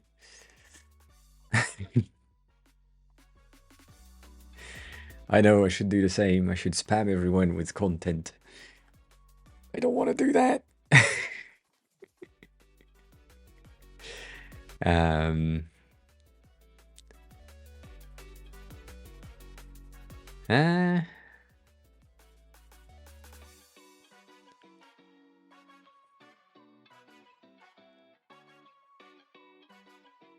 This is November. I doubt he did that poll in November thingy. Maybe it's deleted already, as you said. Maybe. I don't know.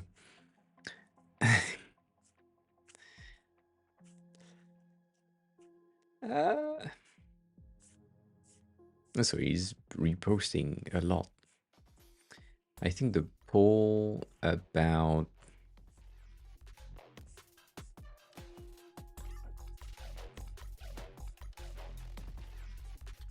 God damn it, where's this thing?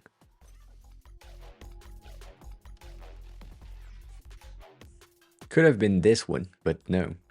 It's not spam every time, but it is one of the discussion that we've had with other like design influencers, content creators, as in currently in the social media market for designers, but also for any social media creating content creator person.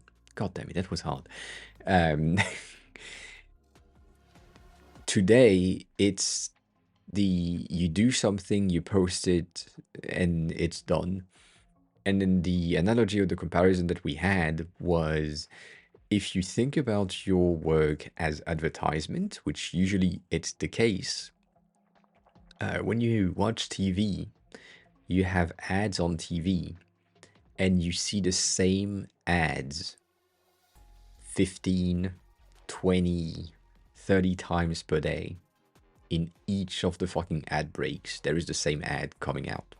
It's not like one person see the thing once and then you're done. It's like you see the same thing many times. And the discussion is maybe it's the same as what Dan is doing, like reposting content a lot and That is kind of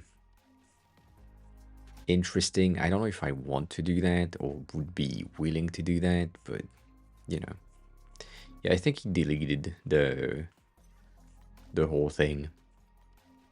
The whole thing being like the poll. I'm doing the same thing technically on my Twitter feed. I'm reposting most of my my stuff, which yeah, Radko, hi, good morning, good day, good hi, good, not really day, I think. How are you? I can't find the thing.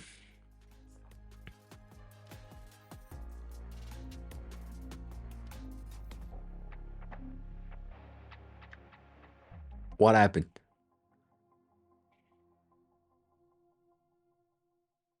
I do manually. Technically, when I reopen Twitter, I check my analytics on the post that I just have made, and then I click the repost button. God damn. Yeah. He probably, as you said, probably got a bit of a slap in the head for the prices he was saying. Uh, I think he had stuff that was you have access to the venue, but you also have access to a dinner, and then you also have access to the like hotel, like reserved hotel for that event. But then that was like a horrendous amount of price. So yeah, I don't know. Um,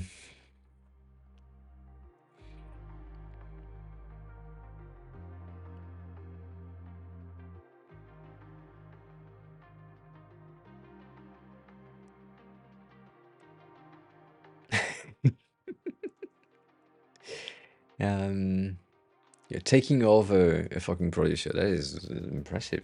Good luck with that. Um, no ownership of this goofy shit post. However, I'm on the job.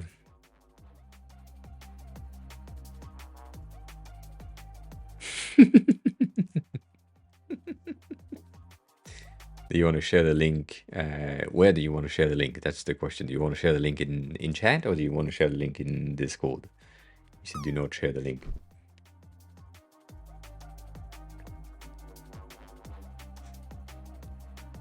Bad cop, that is a pretty. That's just. Yes.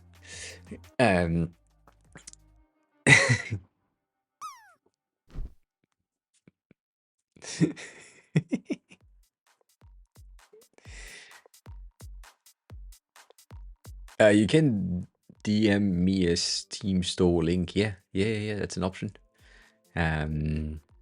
What did I say about the caps? Right, go. Be careful with the caps. You type so fucking fast. It's always impressive to me. I'm impressed. I'm impressed by the speed at which you type. Badcop, how are you? We've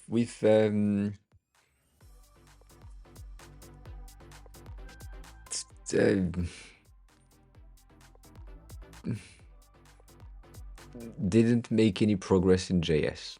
Let's say that. And how's the new boss?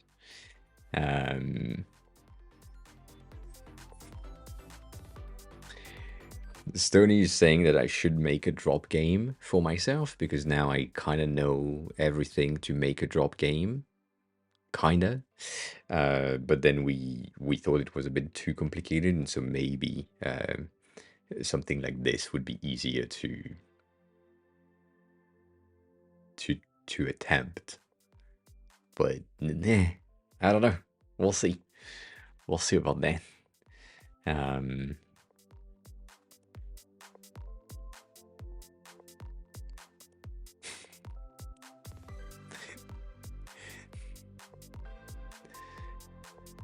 So what is this, Red Goal? Can you explain the that.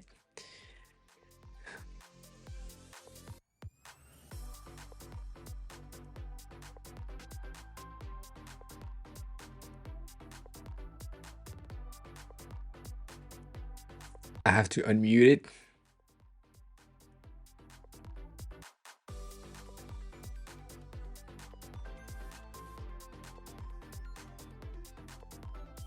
I mean, yeah.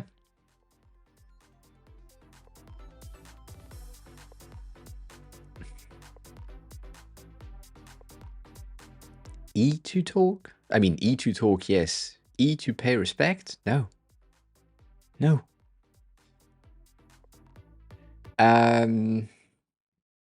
It's loud. That's the first thing that I can say. It's way too loud. However,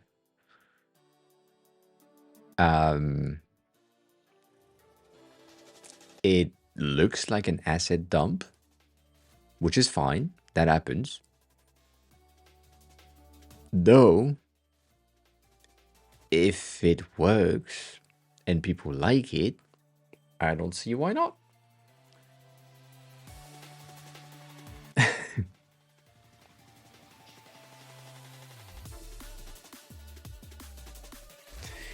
Why do you want to rescue this? I think it's fine. I think it's a fun, really badly designed game, and there is a place for that. Like, some people enjoy these types of fucking things. How is this coming in the same realm as this? God damn it.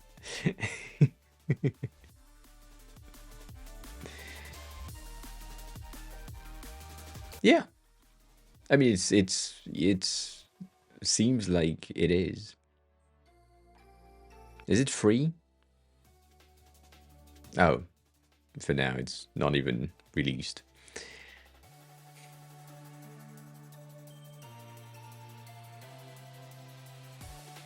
And Bad Copy said job is good so far. That is good. That is good.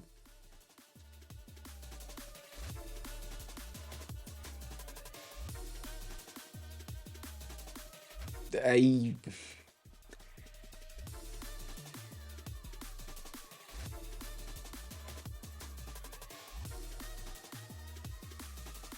mean, technically, it could be Steam successful, but once again, you have the three. You have the three pillar of success for any product.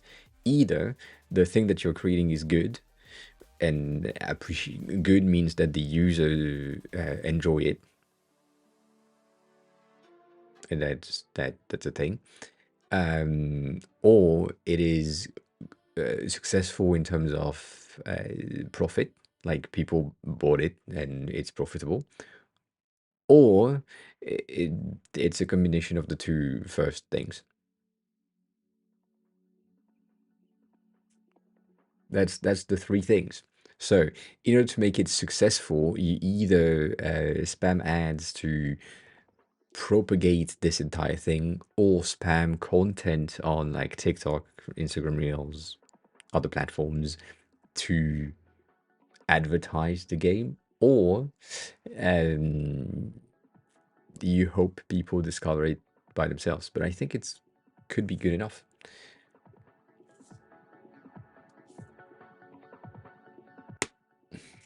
Yeah, I think we have a lot of games like this, Radgo, already. I think like there is a ton of game that have been popularized in the past 3 years that have had that.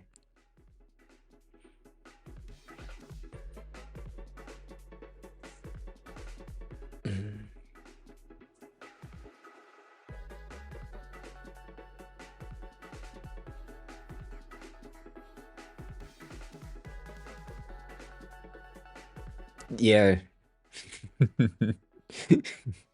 every time.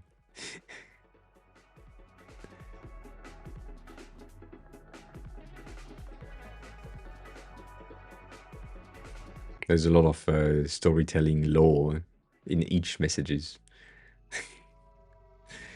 and then you need to wait for the point to be made.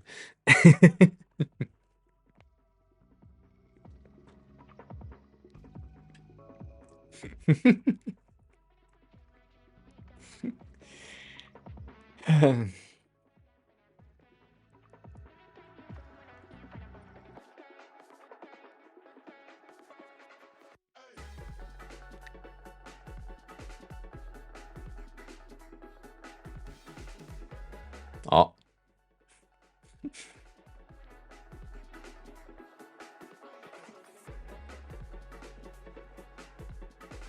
isn't a roast? Are you sure? Probably gonna do that anyways.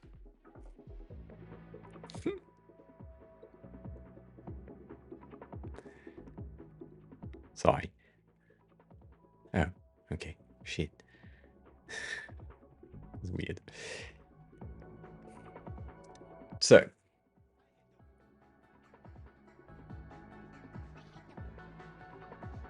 no, this is fine. This is a duplicate of Gartic Phone vibes thingy. So you're good. Don't worry about it. What is this?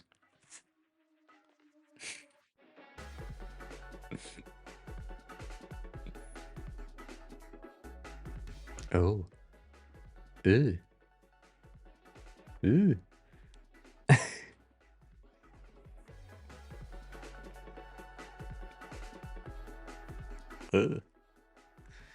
Ah.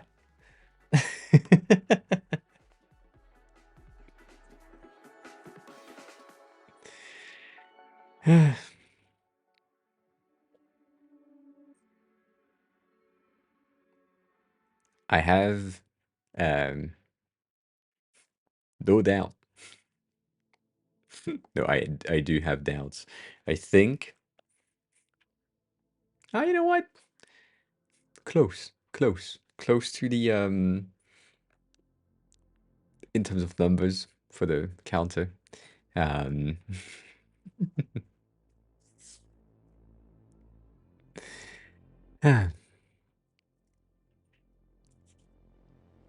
so I don't understand what you're trying to say because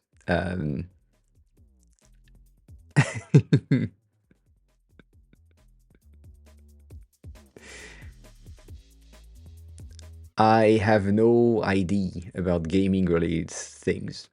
Um,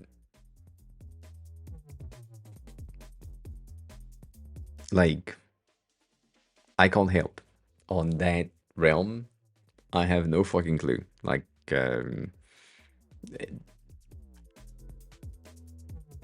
anything that is gaming related, I have never really released. Yeah, I think Thor could probably help, but the chat energy is different. So yeah, Pirate Software could probably help.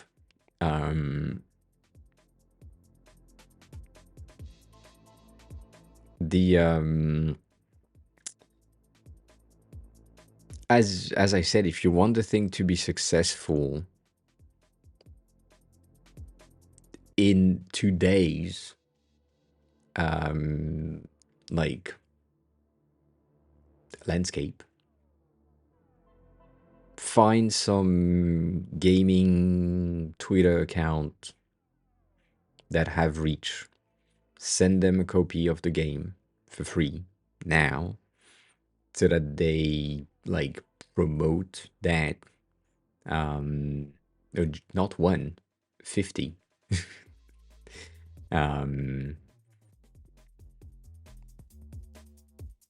Like yeah, find 50 TikTokers, Instagram Reel people. I mean, technically for me, for the type of game that I just saw, knowing that it's like extremely chaotic and random and all of that, I would highly recommend something like a TikTok audience, um, and just not market it, but um, like mainly ensuring that you get um,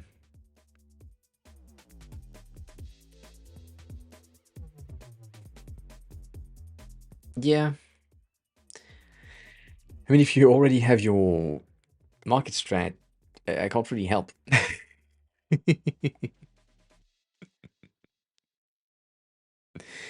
I don't know about Kickstarter. I've never done a Kickstarter campaign, and I've never been, um, never taken part of a Kickstarter campaign in any way. I bought stuff on Kickstarter, but for the same reason that we've talked in the past, which is they have ads, they marketed their product to audience on Instagram. I saw the thing, I clicked on it, I bought the thing, I received the thing, I was disappointed. That's about it. Um, that's 90% of my Kickstarter experience have been good ads, good presentation, disappointment. Cool.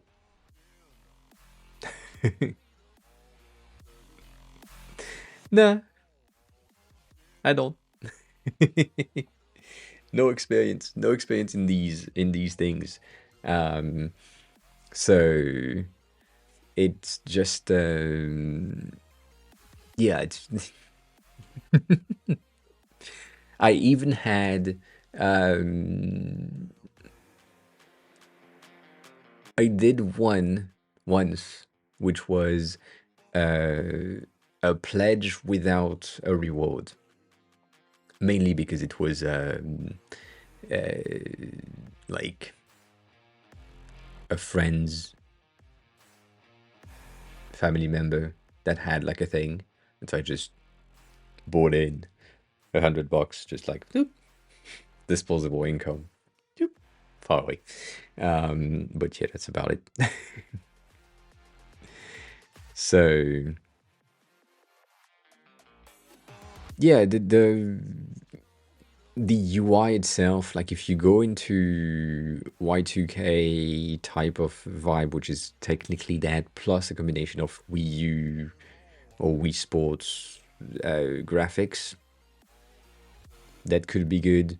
Uh, it's really, to me, it's really market wise based on the audience that you're targeting. Um, it's a matter of advertising if you want the thing to be successful, even on Kickstarter. Um, yeah.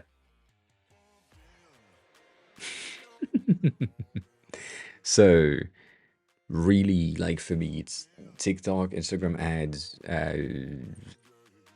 You could even go onto forums to advertise, which I wouldn't really advise for it, but that's an option. Um, and then the more unhinged place you can find, the better. Um, yeah, you should. But yeah, I mean, for me, the thing is, right now it's TikTok. The amount of games that I've seen like blowing up because one dude was promoting the thing for like 3 months as a pre-release option, limited amount of seats, whatever. It's like $2 per seat, and he made like millions in like 3 months. Yeah, I mean, you shared that in the chat instead of sharing it on Discord somewhere. That's on you. Mom? It's not the same link.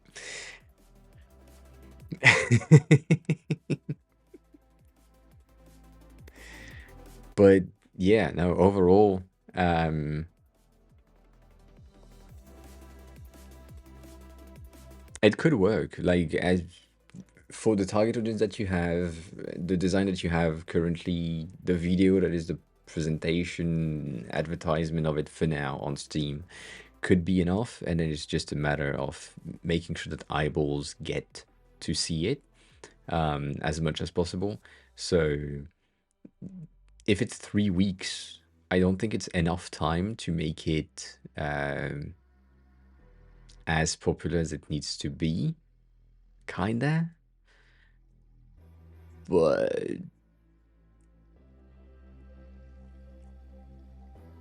you can try. Um,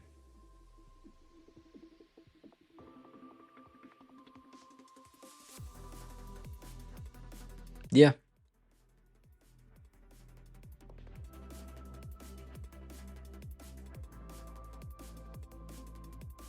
yeah. The thing is, you will inevitably have a disconnect from the video presentation and the reality of the game if it's a live server type of situation, because in order to get the unhinged experience, you need people in it, and if you don't have people in it live, then you don't get the thing. Um, if it's not live, it's a story-based thing, then potentially it could work, yeah. I thought it was live because you said something about like voice chat thingy earlier, but maybe it was about something different. I don't know. But yeah, no, basically it works.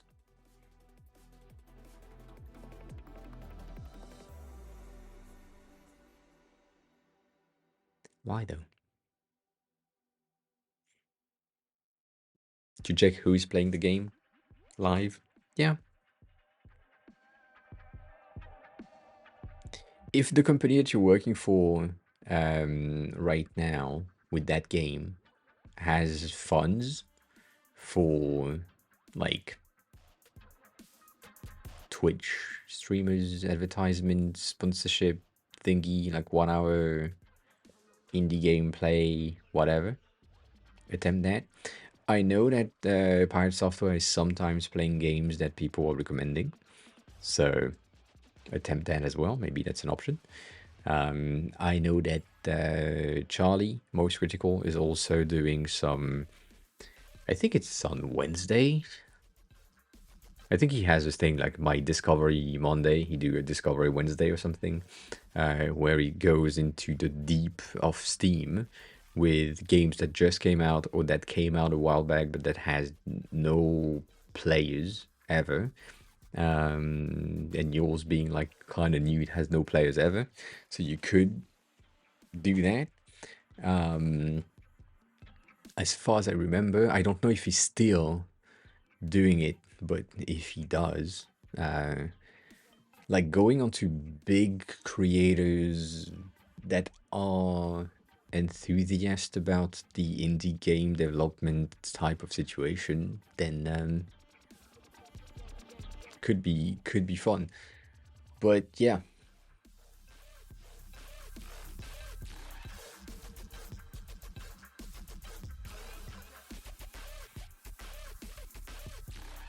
I think you don't.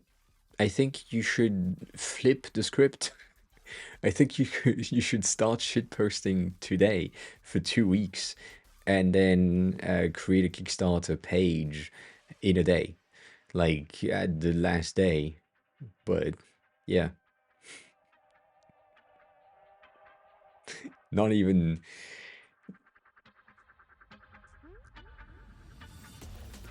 Yeah, basically yes. You need the Kickstarter live as soon as you can. That's the thing. Um, but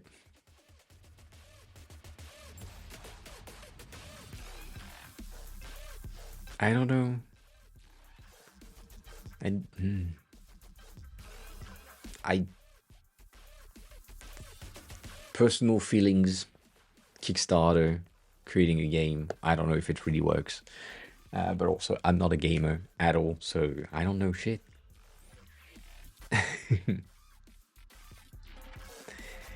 I don't know.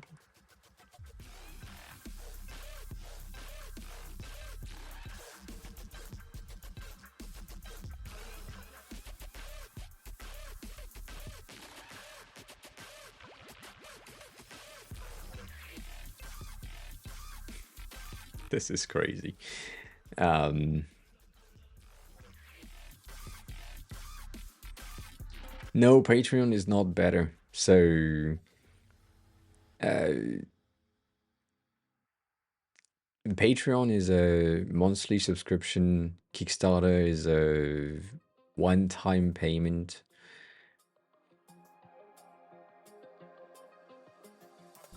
The reason why I'm saying maybe Kickstarter is not the right place is because Kickstarter is, for me, usually associate not that usually associated with not games. Like I don't know. Maybe I'm not aware, which seems to be the case. I am not aware. But for me, it's mostly like creation. I haven't been on Kickstarter in months, probably years even. God damn. God damn. Sorry. Uh,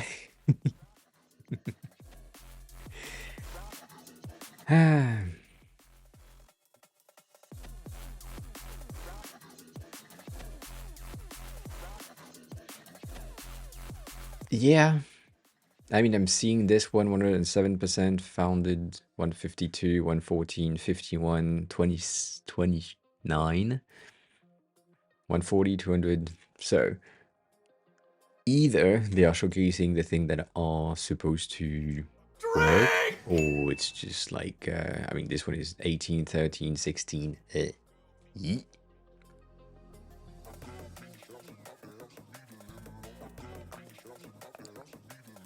To be frank, I've never heard of itch. This is the first time that I see this thing. So maybe. What the fuck?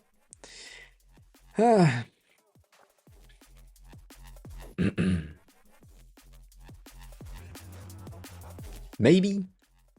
But then, yeah, you see?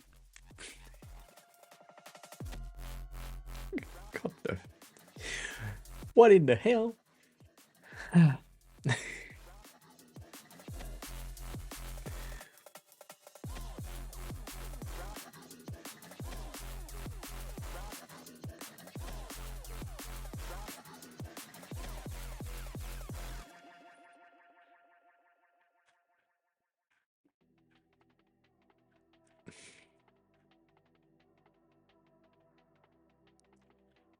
I,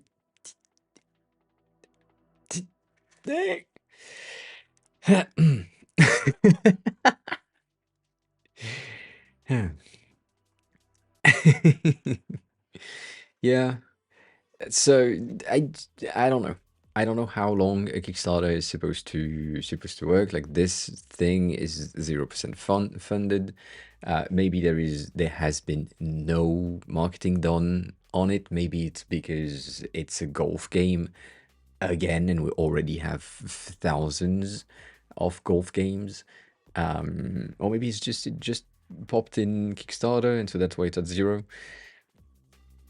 I have no clue, but this one seems to just have popped up. It already has 2% funding, so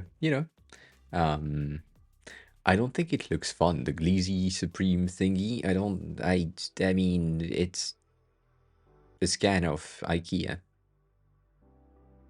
so I understand why it's free, but yeah.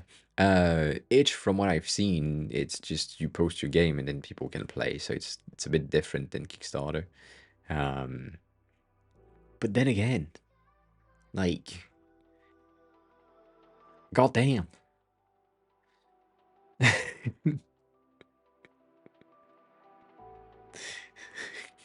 God damn.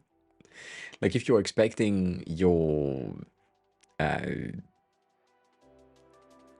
project to stand out from 20,000 other projects, it's not going to be through Kickstarter. It's going to be through external marketing.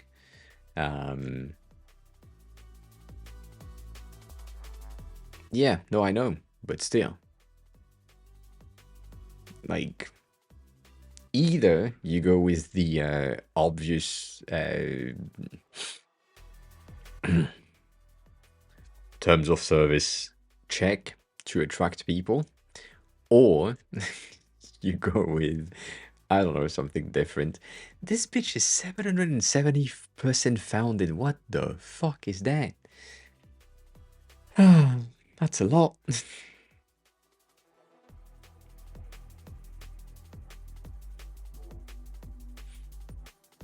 I mean, game assets is different.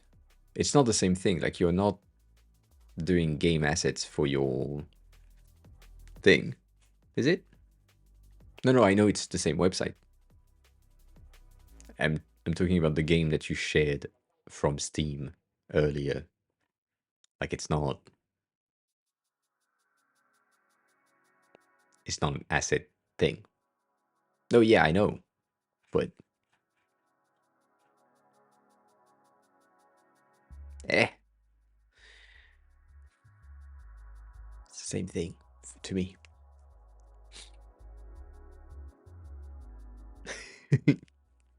I know. Don't worry about it.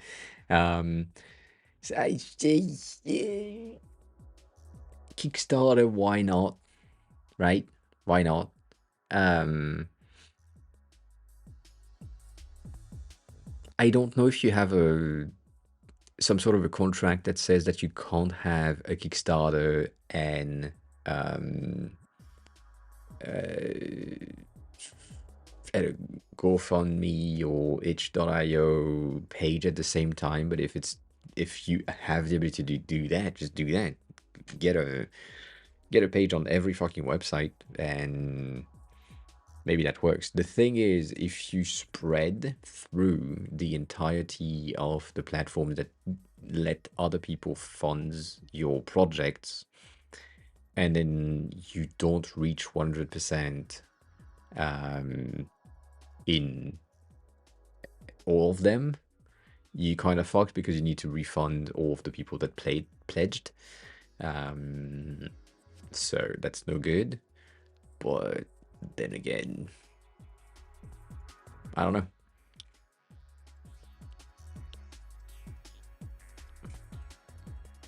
I don't know. I think it's. I think it can work. I think it can work. I think it can work. You could.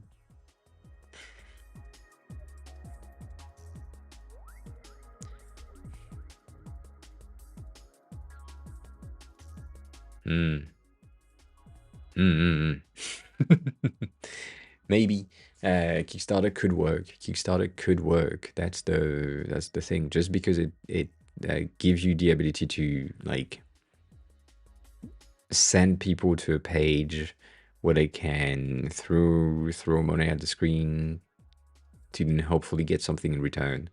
Yeah.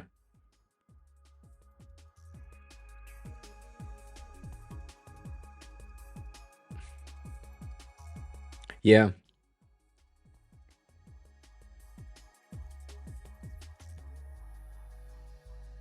Yeah, I think the 770% funding thing is probably because they wanted to have like $1,000. And it's easy to reach, and then once you reach the 100%, then Kickstarter is promoting your thing more. It's going on top of the list. So it needs to be a realistic number, like something that is making sense for the game itself. But yeah, it's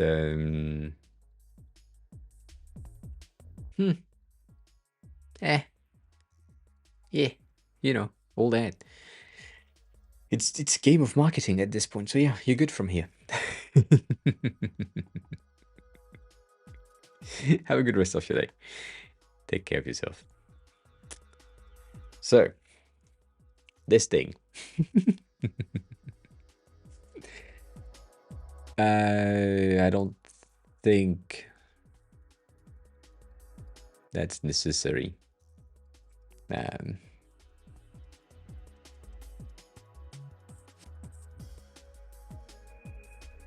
yeah, I'm not bad at marketing stuff. I'm bad at marketing stuff for myself.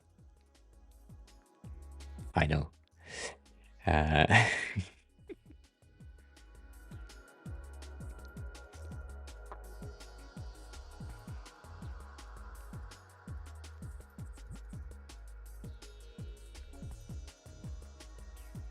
yeah, I don't know much. I've been playing with JS for 4 months. Technically a bit before like December, and then I had like a bit of an hospitalization for 2 weeks. So yeah, 4 months ish. Um,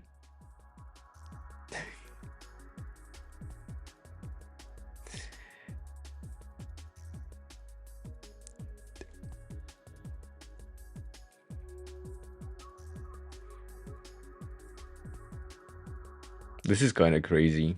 I have a feeling that this is the non-defined const thingy, but still is. Um,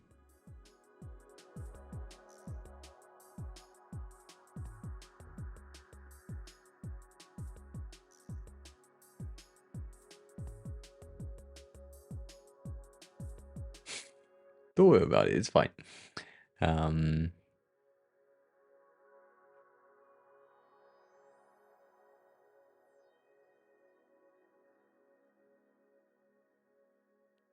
1 plus 1 equal 2, but if you do quotation mark 1 plus 1, then you get 11. Yes, I know. Yes, I know.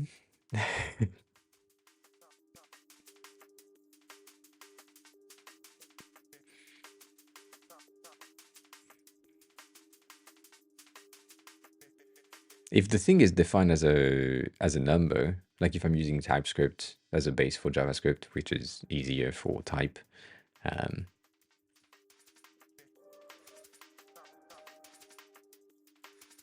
mm, have a good look.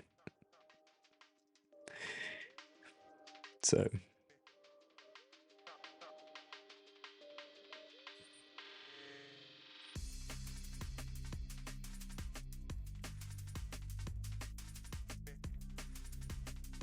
what are you sending me a lychee link for?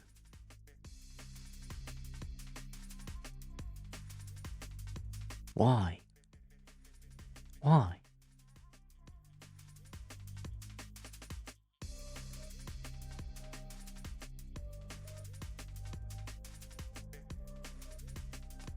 Uh, uh. Sorry. Let me just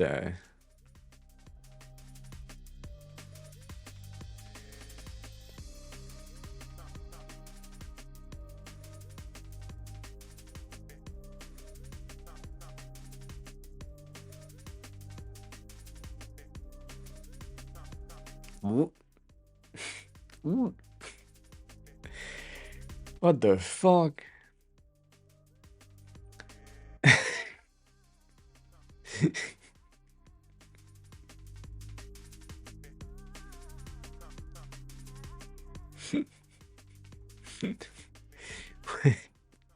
I don't know. It's just, how do you do that? How does your brain? I mean, I get it. When you like when you see what happens on the internet, I understand. But like, I have no respect for the people that do that. Like, the people that provide something, bitch, fuck off. The people that provide something that makes sense, right?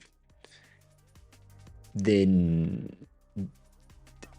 to get like stuff, Like you have an OnlyFans, you have something else. That's fine. That's fine by me. But AOA underscore gifted the Captain Coder a subscription. oh, nice. AOA underscore gifted a tier 1 sub to the Captain Coder. Let's listen to everyone that I gifted a sub to. AOA underscore gifted Traino a subscription. AOA underscore gifted a tier 1 sub to TREYNO. I don't think we've seen Traino in a while. That's good. AOA underscore gifted Sayavi a subscription. AOA underscore gifted a tier 1 sub to Sayavi. Saya that was here yesterday. Cool. AOA underscore gifted Fox WRTH a subscription. AOA underscore gifted a tier 1 sub to FOXWRTH. I don't know if it's the Fox or if it's Fox. I mean, AOA underscore gifted Never Speak Music a subscription. yeah. AOA underscore gifted a tier 1 sub to Never Speak Music. I don't remember that name. One more. AOA underscore just gifted 5 subs. It happens. And I still have gifted 0 subs to the channel. Thank you, GK, for the gift 5 subs redeem. Appreciate it.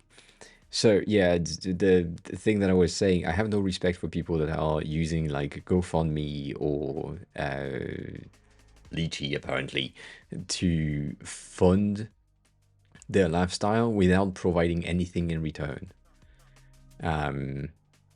Like,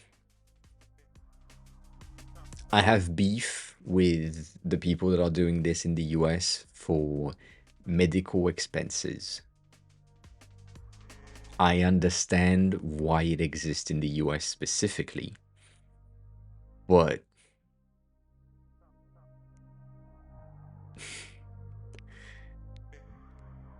if you have something that needs to be taken care of by the medical staff,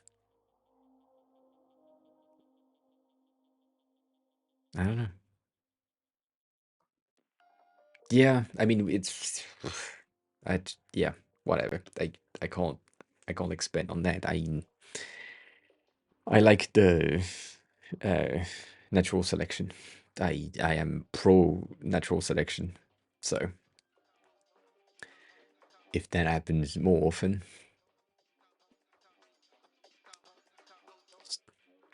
Darwin Awards, great. More death by selfies than anything else, great. If you're too dumb to understand that you are about to jump off a roof because you are taking a selfie, I don't give a shit. Good. No need for you in this environment. Anyways. Oh.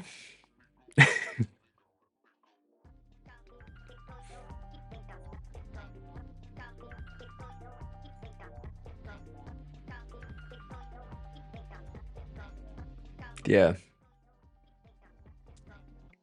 I've seen the people that are like the daredevil thing that walk on the edge of rooftops and things with no safety, or that are hanging from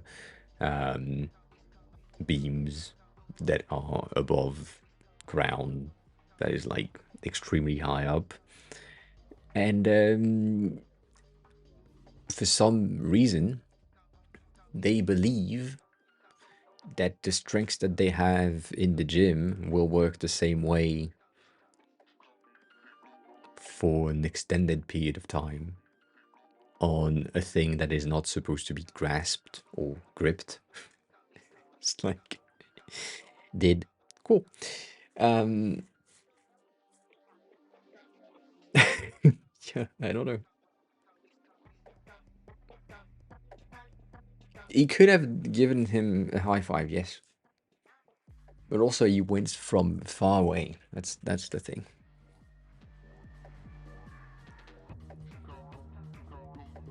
Yeah.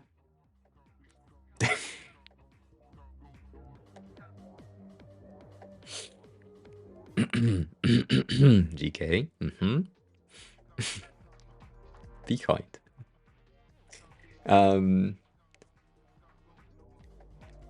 I don't really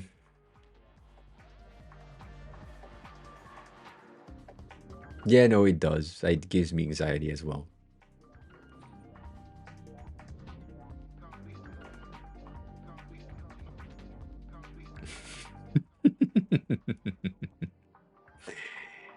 Yes.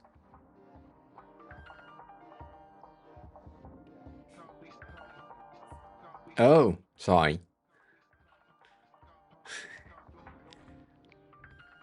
Uh, I kind of get it. Uh,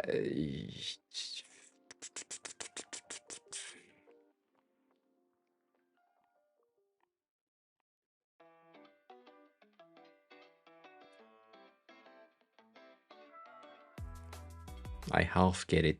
I need a better environment. I need a pee also. Give me a second.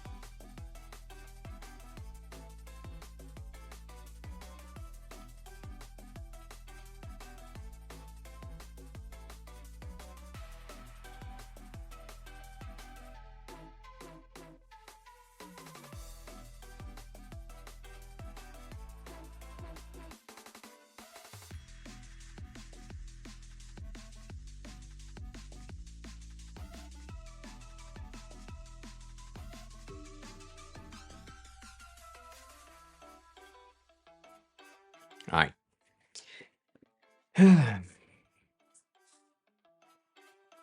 It's kind of fun to me to see the people that are sharing the Idiocracy movie from a while ago, and not understanding what it means. You know, shit happens.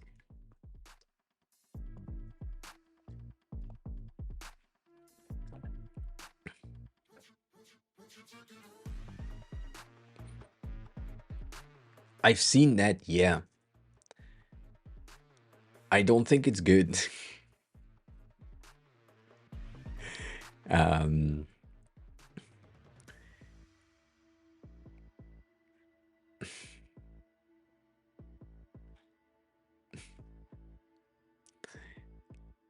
let me explain what I mean. I think I think.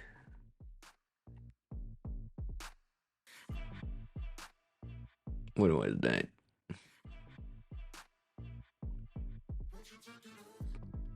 I clicked on it. Maybe it was on my other account. I think it's on my other account. Yep. Um, what's the name?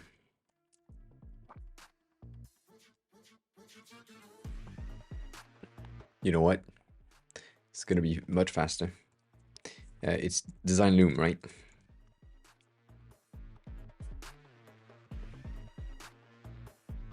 I'm not talking about the quality of the video. I'm talking about the talking about the video quality. um, like this being 4 hours and 48 minutes of recording.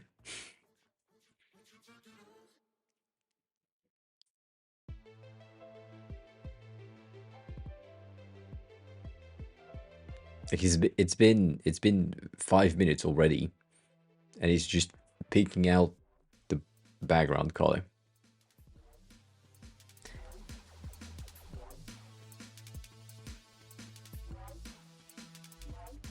I don't know. I don't know. For me, and for the thing that I've done, because obviously I have some references, things like this. This took us 3 hours, 4 hours ish. Like it was a stream of 4 hours. There was things in the middle and everything. I do understand, but what I do is because I'm explaining what I'm doing while I'm doing it, I'm attempting to explain the right actions at the right time, and then I'm just keeping the steps that make sense. Meaning that 4 hours of stream became a 9-minute video with the steps of the process. And then if you want to recreate that and follow along, then you pause the video when you are doing a step that took like, I don't know, 10 minutes maybe. And then you go back in and you continue watching the thing. I don't know. It's to me easier. Also, thanks a lot for 200 subs. Yay, appreciate that. That happens yesterday. So yeah, the process and the explanation of what we are about to do is the what is interesting. Whereas to me, god damn it, that sorry, that video was not really explaining anything other than from what I didn't watch the whole thing, but from what I watched, basically just talking to himself about what he was doing, which is fine, but not really a tutorial. So that's why I don't really like it. Anyways, forget about it. It's fine, but it's good. It's good to see the process. But then again, maybe I'm just fast. maybe I'm just really fast, and the fact that I can do the car in like 3 hours, the knob in like 3 hours as well, with chatting, answering question, doing project reviews, all that. Maybe I'm just faster than most people, but yeah. Um, I mean, the motherboard is just not interesting enough for me. Um,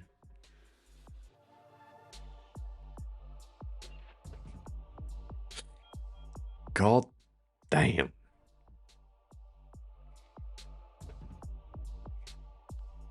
This one is fine. I had to delete most of the YouTube video uh, files from my hard drive on Sunday because I had like 8 gigs left, and a Mac with less than 10 gigs of available space is just not a good idea.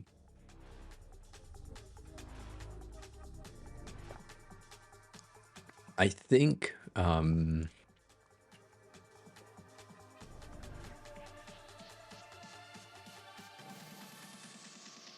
why am I on Afterburner?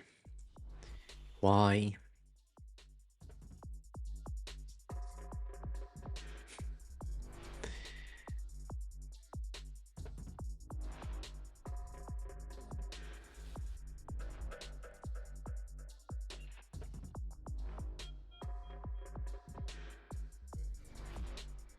Mm-hmm.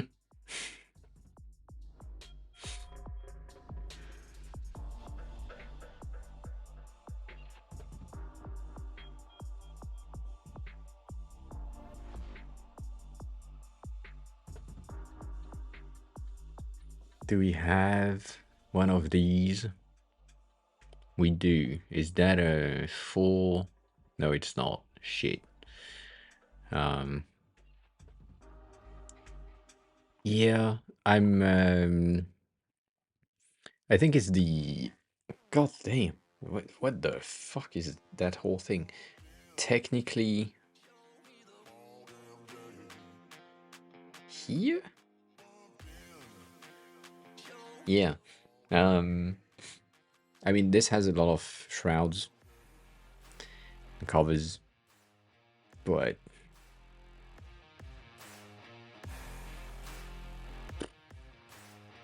it's mainly gonna be like a mess in Figma. That's what it is.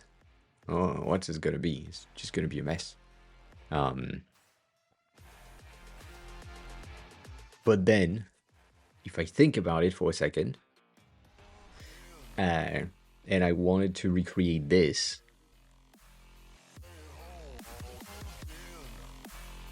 it's pretty simple. Like you have one texture that you can reuse, like you create a component for the pattern definition that will be used here, here, here. It's the same here, but it's just zoomed in, so you can just expand that. That's fine. You have to create one slot once it's a component, and then you're good. And then you need to create all of these teeny tiny bitches things, and the lines of the PCB is going to take a bit of time. But then again, that quality thing is I mean that quality thing, the quality of the picture right here is really bad, so I can't really do that. You need like a really high thing. I think I want the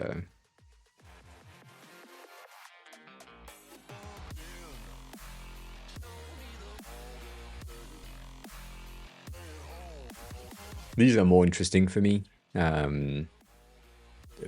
for multiple reasons. Yakins, hi, good morning.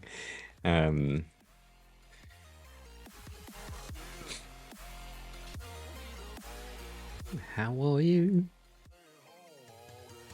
But yeah, no, it's the same thing.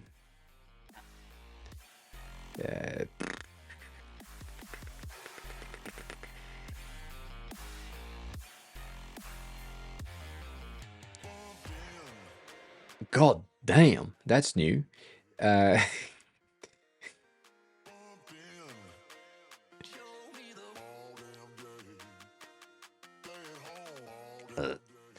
um, but yeah, it's kind of shit. I think it would take me probably 4 to 6 hours as well, and the entirety of the first 4 hours is gonna be a list of the components on the thing. I'm pretty good. A bit tired because it's Friday, but yeah. Yeah, and that's why I forgot who said that, but someone else that like built PCBs explained that his creations are kind of non-working. So Stony, I'm a designer, bitch. You know that. I buy the thing because it looks good. I go for the NZXT motherboard because it's it's the best looking fucking motherboard that you can have, and yeah, like there is no doubt.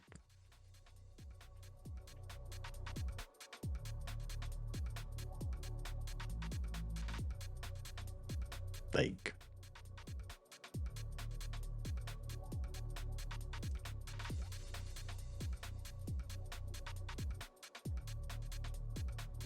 This one isn't. The Project Zero is. These Project Zero are the one that have all of the connectors in the back, and that's why I like them. Um, like everything is there, so if you have I mean, not if, you need a case that is compatible, which is more expensive than a regular case. That's the main issue right now. But you don't need to fumble the cable through and then cram your hands in a weird ass position to get the fucking connectors in. It's just like you screwed it in. It's good. You have access to everything and you don't need to think about it. And I love that about Project Zeros, but they are more expensive, and the upgradability is also limited. As in, if you wanted to change CPU like format, you can't really. If they decided that the new board is not really the same size, then you're fucked and you just change case as well. So it's just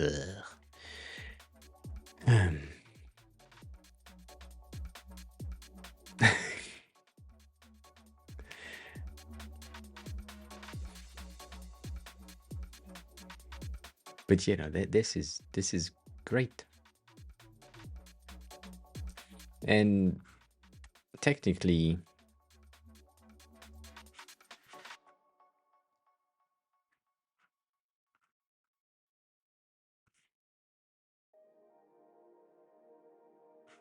yeah, I mean, the thing is, in order to create that from memory, you need to have knowledge of motherboards. So if Mark is doing that from memory, I don't doubt it, but I don't have that knowledge. I cannot uh, create a motherboard from memory. Um, I don't think so. But it's the same thing. Like as I said, like the first 3 hours would be scouting the entire thing to find um, pieces that are the same. As in these, you have 15 of them. You have all of these, all of these. You have three here, there. And so you just create one, you create a component out of it, and then you're done. And then you move to the other one, which would be some of these. And so what I would do, knowing me, is I would have a responsive component to have the ability to generate the teeny tiny ones that you have here, but also these ones without having to create multiple components. So that would take some time. But then again, that's not really fun, right? It's just, I don't know. And again, going back to what Mark said here, um,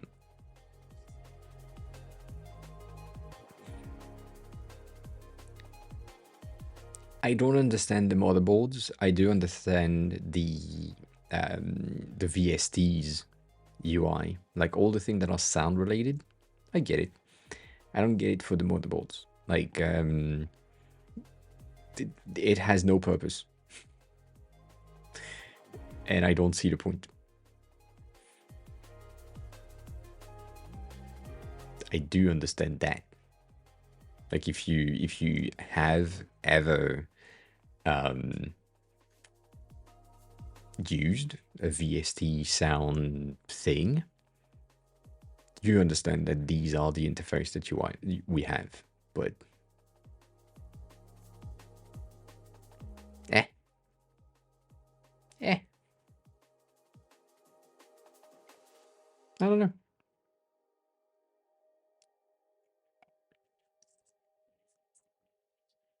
God damn it, I'm still.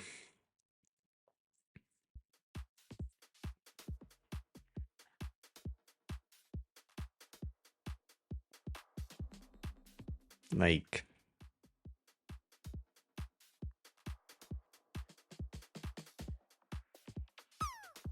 forgot if it's this one, if it's the other one.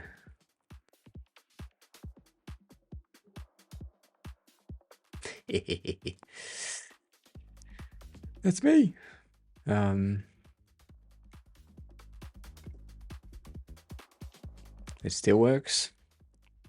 Please.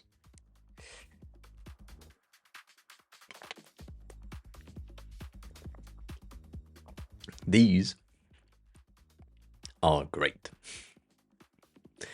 And that is the UI that I've been living with or growing up with. So understanding how to create these interfaces that just work have been, since I grew up on the internet, has been the thing. And so you have a ton of pluggable elements that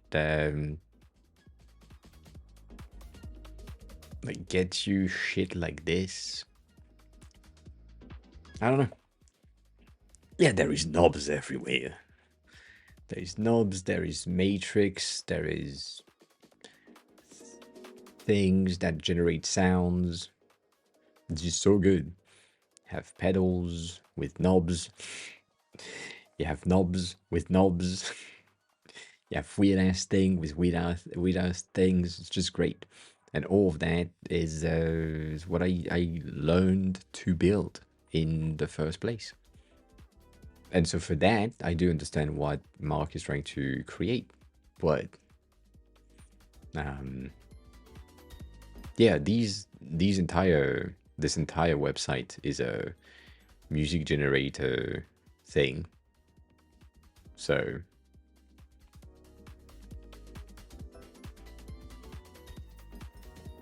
bitch. Like if you find the right stuff, I wish I could send the sound to you, but yeah, I can't. Anyways,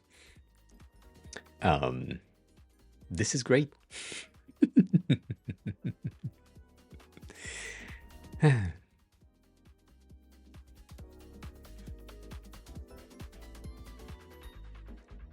I would recommend you to check out that, which is basically the presentation of what you can do and how you can create something. It seems to be a tad long, but yeah. Generate music from your browser directly with this fucking interface that looks analog even though it's not. I love that. I love that. It's great. So, you know. Anyways. That's why I'm saying I don't really understand why Mark is doing that. If you had a game that is PC builder generator, right, type of thing, which is 3D, but whatever, and you could pick up your motherboards and build your own motherboards, and then you have all the parts and all of that, then I get it, but it doesn't seem to be what he's doing, so I don't really know. I don't really know. I think the CSS I don't need. I think the CSS I don't need. I don't think I need the CSS. Bitch, that's not what I'm trying to do.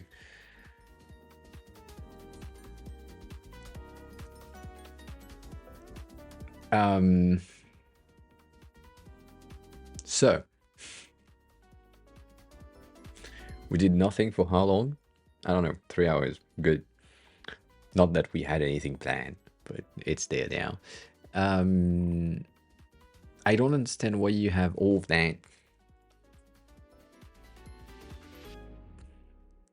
in the beginning. Like this is a lot of data for no reason for me, because it looks like it's var box, but then because of the comma, to me it seems like it's a way to shortcut the creation of variables, as in with just var box, it creates also the variable colors, current color, for window, all of that. Or these things are already predefined variables, as in JavaScript variables that exist, and then you're just reassigning them from default value to defined value. Maybe that's the case. I don't know. It sounds kind of weird. Initialization. And then you have on resize. So if the window is resized, then it's check for something. Cool.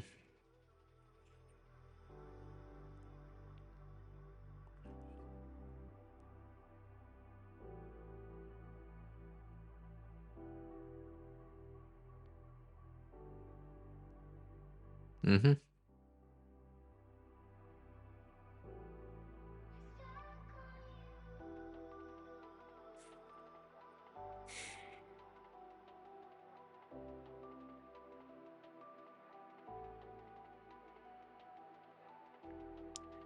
So they have this, which is what we don't really need, but they do north, east, northwest, southeast, southwest, but they don't do south or north. That is kind of weird.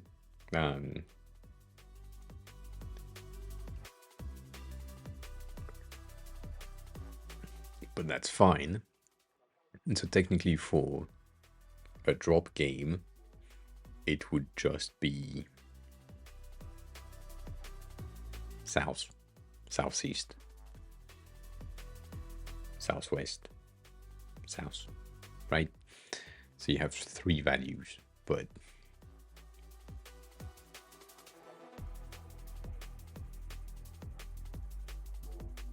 yeah. Also, they have speed, and I don't know where speed has been defined. I haven't seen any function defining speed before that. I have that here.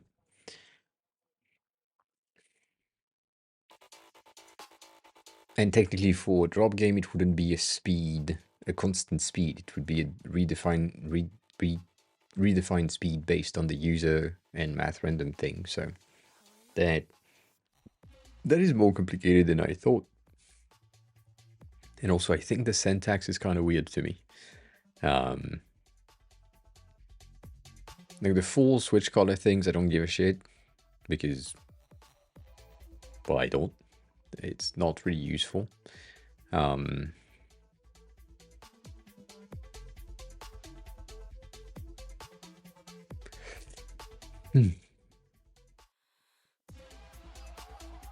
That is cool though.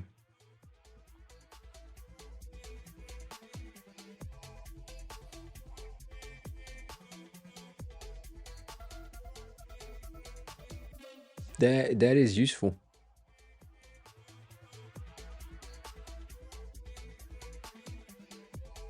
Not that I care right now, because I don't care. But that is not a bad idea to generate the CSS value and properties random and just add WebKit or shit prior, because of the vendor browser that the person is using. That is pretty nice. Anyways, okay. Yeah, Stony, I don't think that would help. Other than understand how they define the translation X, translation Y. But I also have a feeling that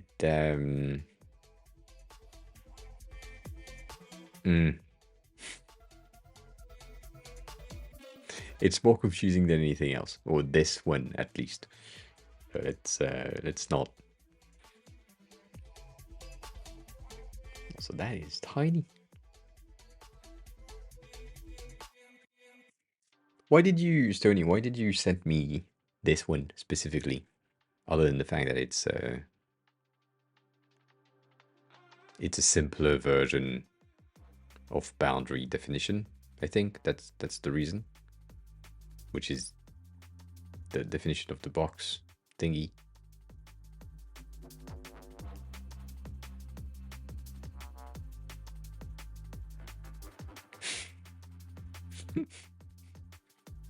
I see. I see. Also, you were in Chill stream yesterday, and you probably talked about me, and I got a shout out and 3 followers from that. I don't know what you did, but you did something.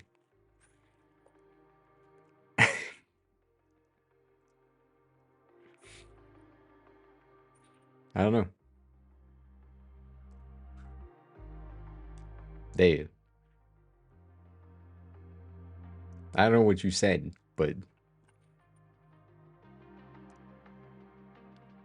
you said something.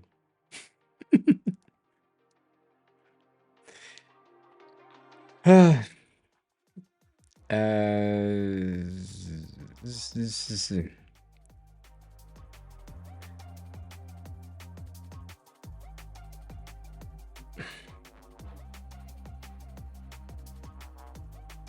mm-hmm.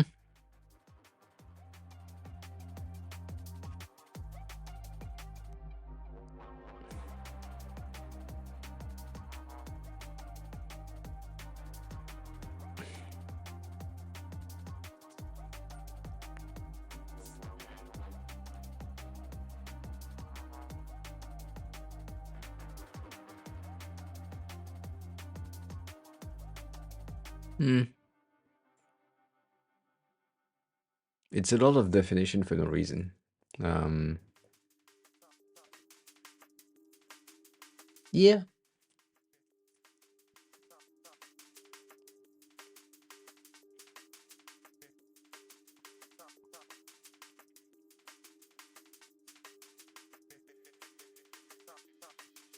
But then from then I get like 3 follow, 4 follow in the span of like 2 hours. Which never happens. Usually when you have a follow, a shout out thing, nothing happened after that. So. But thank you, appreciate it.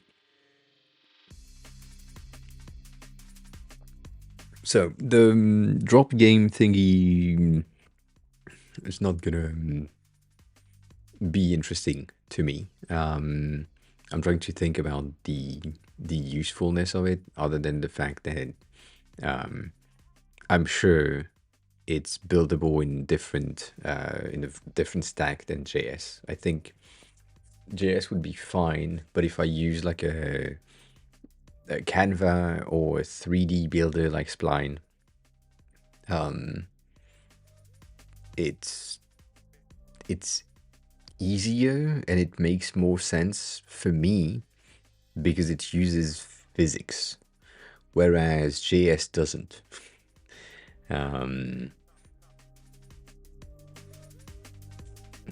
So I'd rather have, I'm gonna take an example that I will not do, but I'd rather have the fish game of Bad Cop, which is way more complicated, probably, because of the game logic, rather than something that implies physics in code, because for me physics is defined in something different. If that makes sense. Like the fish game is easier to understand and easier to build because the same thing. It's a matter of people play a command, they are assigned a random object from an array.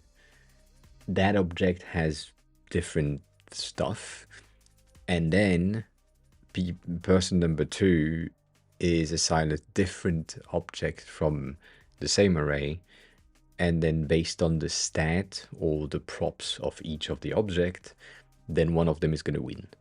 And that's about it. That's easier to grasp than the physics thing. It contains way too much stuff that I don't understand yet.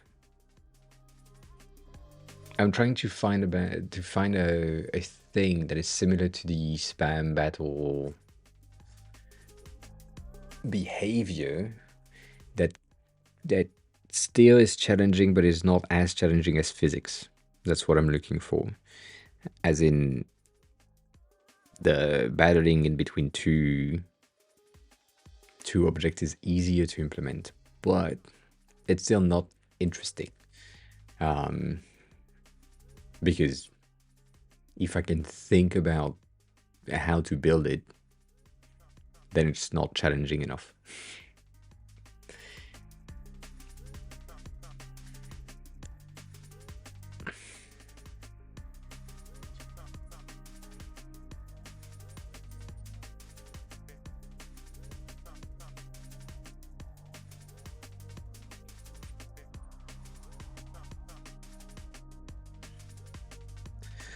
Word guesser is an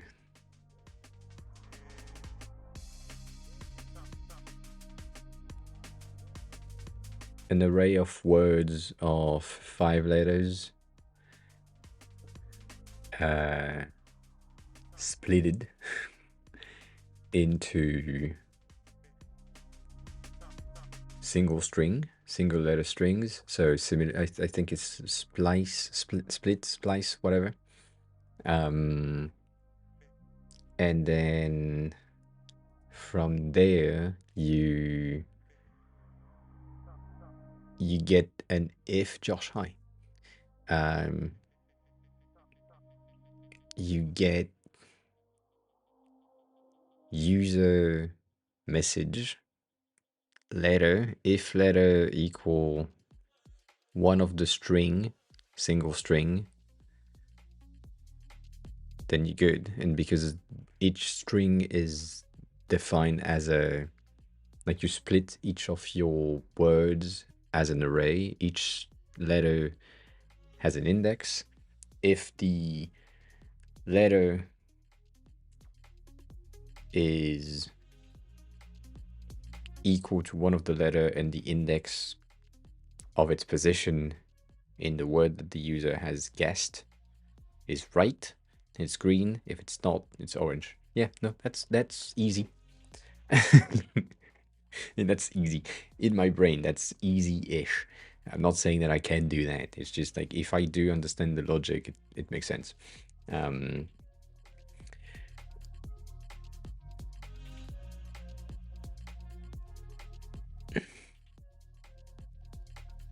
You got a freelance client, Josh. Congrats. That's good.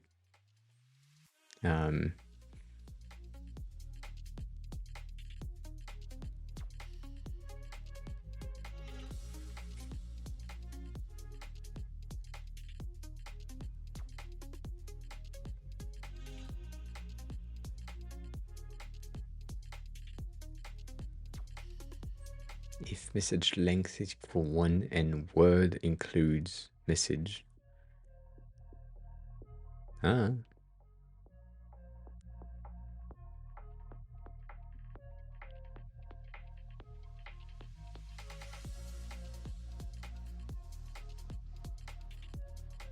Oh, I didn't even notice that you typed length as not length.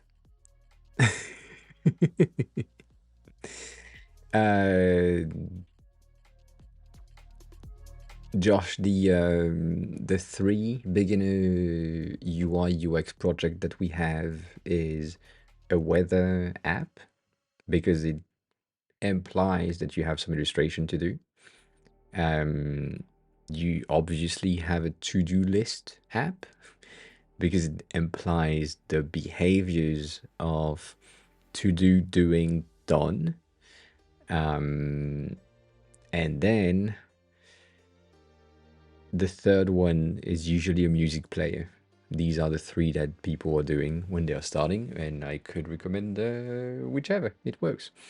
If you want to do something a bit more interesting and not like everyone else, you can go for a Starbucks duplicate, like a coffee shop thing, online order type of situation. It implies like a lot of behavior. You can also do a chatbot, knowing that nowadays chatbots are really prevalent in the realm of AI. You can do that as an exercise, and then just call it like an AI chatbot UI. And the last one would be a dating app, but that requires a lot of time. It's simple, but it has a lot of variables. You need to create the home feed with the profiles. You need to create the profile of each person's, and then you need to create the states of matching, like what is the fucking thing? Yeah, matching or other activities if you have other activities. Like, for example, Tinder has a free tonight type of situation or free for drink, whatever, and it's a different type of animation. God damn. So that's the six that you can do. They are all beneficial. They all have strength and weakness as always, and yeah, just make sure that you have good enough understanding of the layouts and the content, and you should be good. One of the things that I can recommend you to do, though, is to go on my trusty website that I will recommend every fucking time, which is UI8. And if you just need something like a weather app, you just go in there, you look for UI kit, you click on it, and then you see what they have created. Like, this one is weird. It's a weather-based clothing app. So based on how cold it is, how not cold it is, you have stuff, whatever. But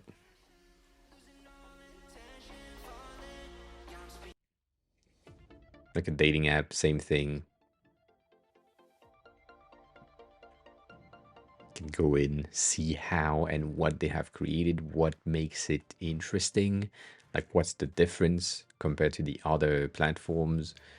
This one is really cool because of the brush effect that they have. I remember that we used this one as a base a while ago, but yeah, that's interesting. So UI8 is a great source. God damn it. UI8 is a great source of inspiration.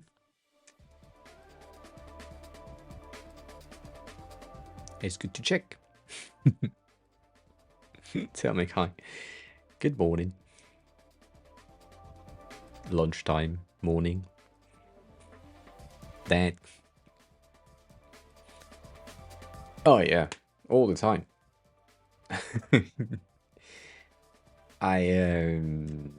I would rather be lazy than come up with something that already exists. Like, if I know that I'm building a dating app and I found a dating app UI kit that is good enough, contain 90% of the feature that we need to have, the style match, the stylescape that I shared with the client, and the only thing that I need to do is change the color and the text, I'm gonna do that. Like, specifically if, let's say I'm doing that as a freelancer, which is not the case, but let's say it's the case, I have priced the project at a certain amount of money, right? The UI kit at a maximum is probably gonna cost me $100.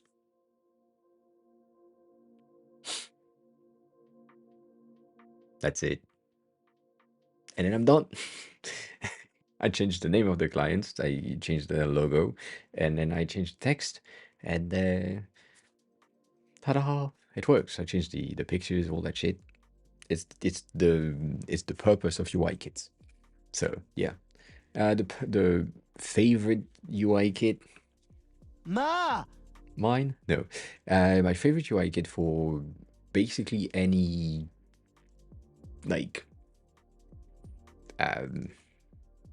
UI related content is gonna be Align UI and Title UI, which are the two biggest at the moment.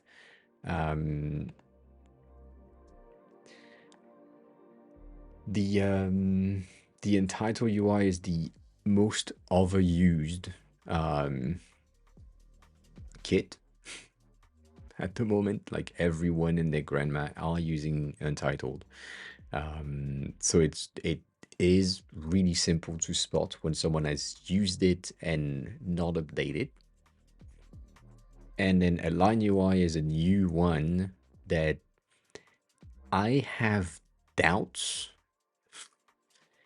in the legitimacy of the creation of the kit. As in, I think, and I'm unsure, and I don't want to say things that are not true, but I have a feeling that it's based on Entitled UI. I haven't stopped. I haven't had the time to update more. I have made some updates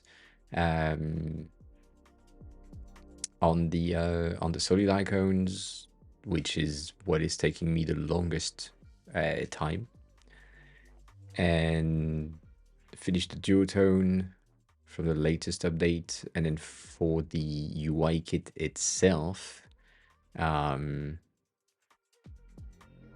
I have added some new components, as in things that we didn't have in the past, and so now these things are available. I think, if I think. But yeah, Sean, hi, welcome in. How are you? So that's pretty neat. Then again,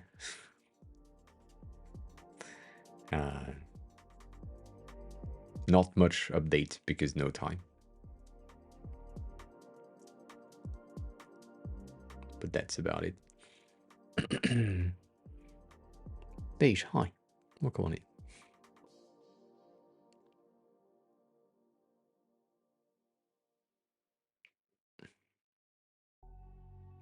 So it is. Mom is extremely cheap, knowing that you get the entirety of the kit for free if you just use the free version. And like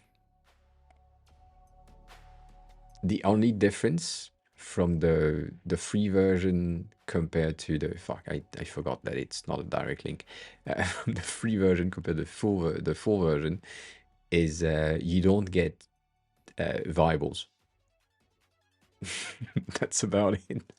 So you don't get like themes, you don't get much, but you have the entirety of the components that we've done to a certain point.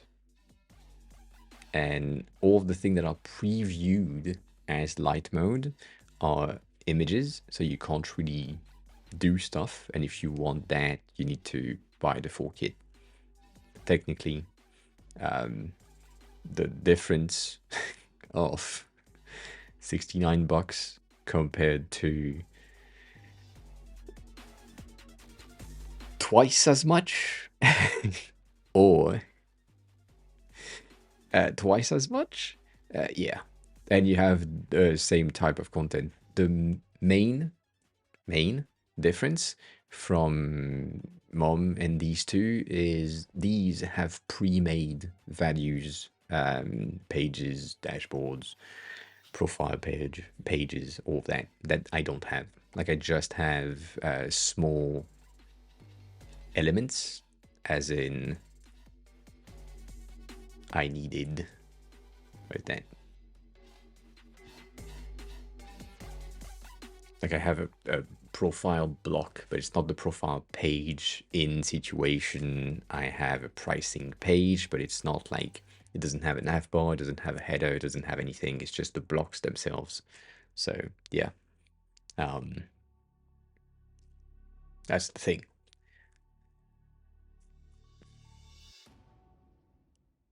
And Sean, yeah, that's a pretty good idea, making the components in code. That was one of my goal as well, but didn't. And blank is great. Blank is great, specifically now that they have updated their content. The only thing that I don't like is I think it's based on Untitled. I think it's entirely based on Untitled. So yeah.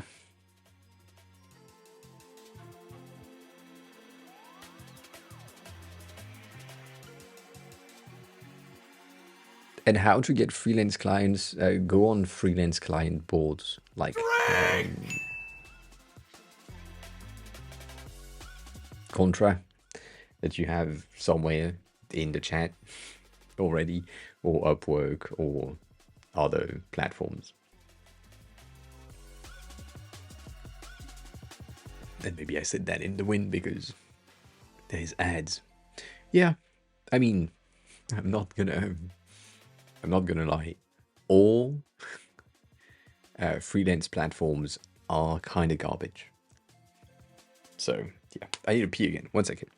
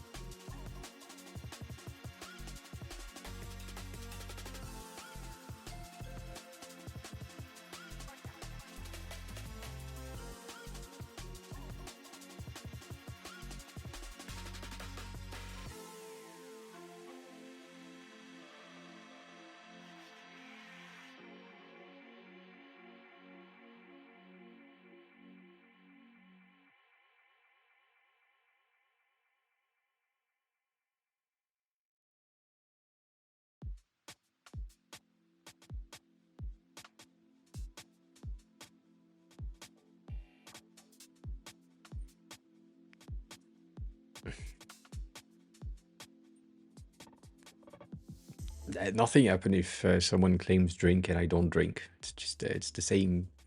It's just I don't see the thing, but I usually drink without you reminding drink. So that happened.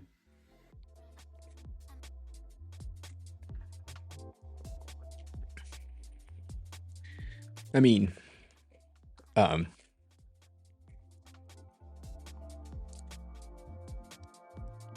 um, the UI, the colors, the like everything. Everything is just the same components. The thing that is fun for me is when I see someone that has used Untitled UI as a base, but they have an older version. I see the things that I pointed to Jordan, the creator of Untitled UI. And I said, here you have an issue in alignment there, you have a bit of spacing issue on this component. And since then, these things have been updated. But it's kind of fun to see that the people that they have bought the thing haven't updated since, and they still have the misalignment, and they don't see the misalignment, which is fun to me. So, I don't know. And Sean, I used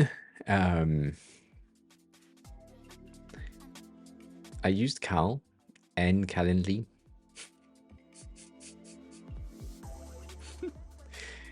And I'm not using anything anymore.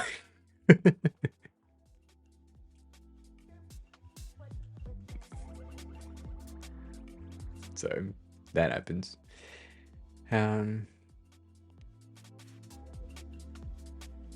So Chris, going back to the Upwork,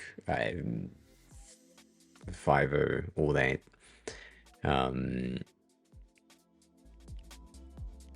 I think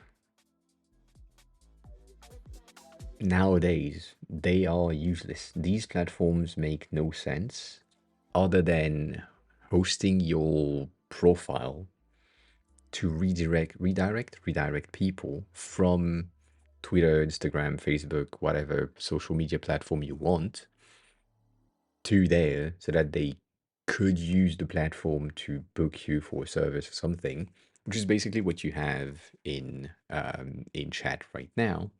Like, if you're looking for me as a freelancer, you go on my contract profile, you have my services, you have some of the previous things that I've done, you can see whatever the fuck you want. You can book me for a specific project. That's about it.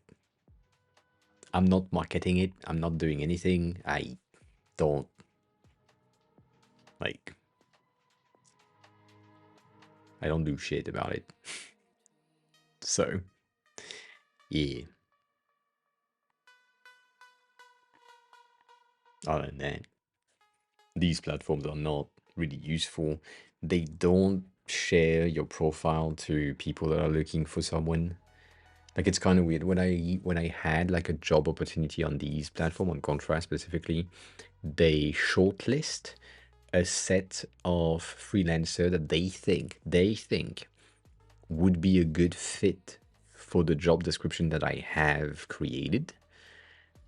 And then based on that, only these people will see the job description that I have created, but not the rest of the freelancer. So if you haven't optimized your profile for the type of job that you want to have, then you will never be showcased and you will never have potential jobs that you can take, which is so weird to me. Like, it started as, this is a job board for freelancer. You can apply to any fucking job you want. Maybe there is a job that is not from your main skills, but you still have these skills and you can apply. And nowadays, if you have skills that don't match with the job that is defined, you can't apply. So it's so weird. I don't get it. I don't get it. So yeah. Whatever.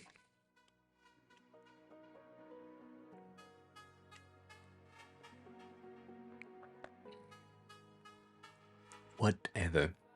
But yeah, Sean, I don't even schedule meetings anymore. It's mostly with emails.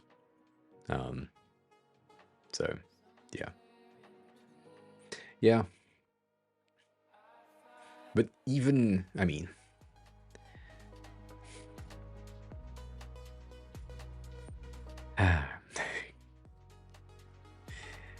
There was um, there was a guy that contacted me on Twitter saying we are building like a platform. We need feedback on it. And I was like, yeah, okay, that just like you can book me through Contra. And it was like, oh, we're building a thing that is similar to Contra. So like, okay. So I didn't even get there. So there's that. So there is plenty of people that are seeing that these job boards are really powerful and can work, and are attempting to build the same thing. And then on top of that, there is the swarm of people from countries where the currency isn't as powerful as the euro, the dollar, the pounds, all that, that are swarming toward these platforms to ensure that they are the first on there and they can build a profile as soon as they can to be paid in these currencies, which is great. But then you have a lot of discrimination against them, and people think that the platform is filled with these people, creator, freelancer, and then the people that post jobs go the fuck away. So yeah.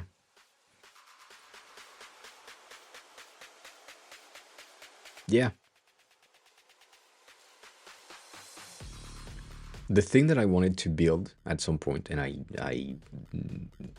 we ended up having a big ass chat with my sister about it, and figured at the end of the chat that it would be way more complicated to build than anything else, was a short list, like curated list of freelancer that I consider, so that's a personal thing, but I consider as talented enough, efficient enough, good enough for a specific type of project, and that I could recommend.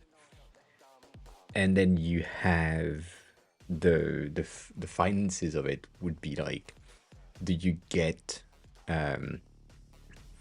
access to the list as a company? Like you get access to the list of freelancer for a certain amount of money per month, or it's a one-time payment like $200, you get access to the list, whatever. Or it's a curated thing from me to the freelancer, and the freelancer have like a monthly $10 a month, and you get on the list once curated. So I was thinking about that, but then it's just the logistic behind it is way too complex, and also the curating is almost non-feasible. No, it's the curating that is complicated. Because once again, going back to the UI8 presentation, you send me a UI8 thing that you have done, but I don't know it's coming from there. I then believe that these are your skills, and then I'm staffing you or introducing you to another client. I take a cut, whatever. And they ask something that you have no idea how to do, that doesn't exist on any UI kits of like platforms, and then I look like a fool because the thing that you have showcased for the curation isn't your skills, it's the skills of someone else. So eh, I don't like it.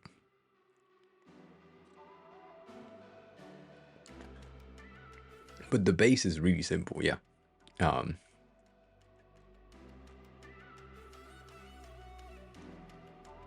yeah, like for me, for now, I have recommended Kane and Denny to people, and they have been pretty happy. I think just Denny had a gig from that. Kane didn't, but still, like limited amount of people that I can have. But then if I, it could also be that, like, I find you, you do a project, like you do a project for me. If I'm happy with the result, that's the curation. But then I don't know where it's coming from, all that. So it's hard.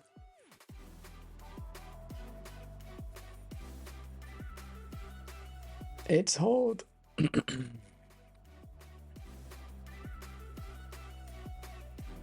Oh, shit.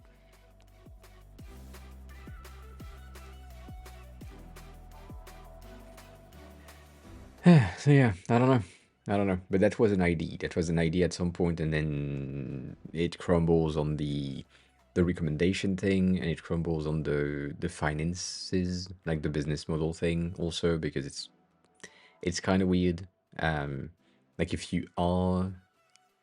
it's on the creator side, like if it's the freelancer that is in need of paying to get in the list, the only incentive for that is if I do all the marketing and the like pushing your name away, not away, but like to the world to ensure that I get clients that I can then recommend to you, like being the middleman. And doing that is just the thing that I don't want to do, so that not an option. And then if I put the prices on the client, it needs to be a one-time payment.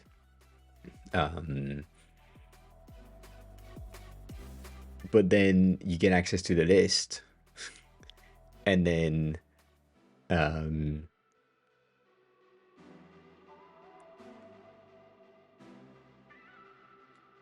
that's it. Then you get a list of people that I recommend at a point in time, and if you want the updated version, you need to pay again. That's not going to happen. So you basically get access to the Airtable list of people that I recommend, and if it grows, it grows. If it doesn't grow, it doesn't grow. So you have an incentive of entering the list early.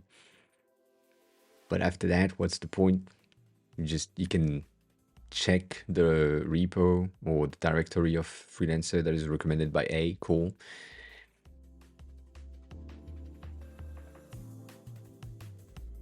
That's it. Like I can't take a cut on any project that goes through. I can't give you like a monthly subscription, same thing, because you get the list once and then you have it. You can duplicate it to your Airtable and all that, so it's really complicated. Yeah, and then I'm basically a freelancing platform. Yes, the thing that is kind of weird also with the with Contra, for example, is that they don't really take a cut on the they don't really take a cut, which is weird. They have the transaction fee, which is Stripe transaction fee, which is like nothing. And then they make money with the pro subscription on Contra that is supposed to push people to more, like push freelancers to more hiring people, all that. Yeah.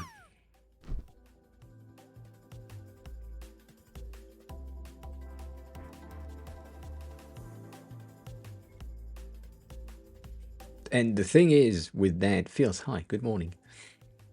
I missed your first message again. How are you?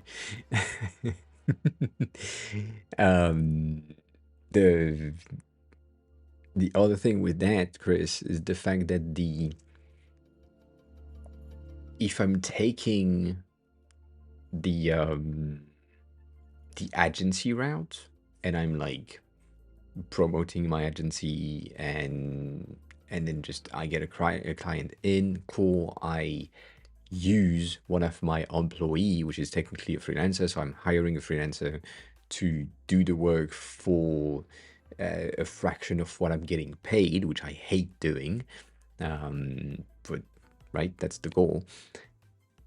you then need to pay taxes on what the client is paying you, but then you also have like an expense that is greater sometimes than some of the things that you can have depending on the taxes that you need to pay, depending on the country that you are in. It's a lot. We thought about it. We thought about it. It could be great. It could be great. That was the initial idea. Um,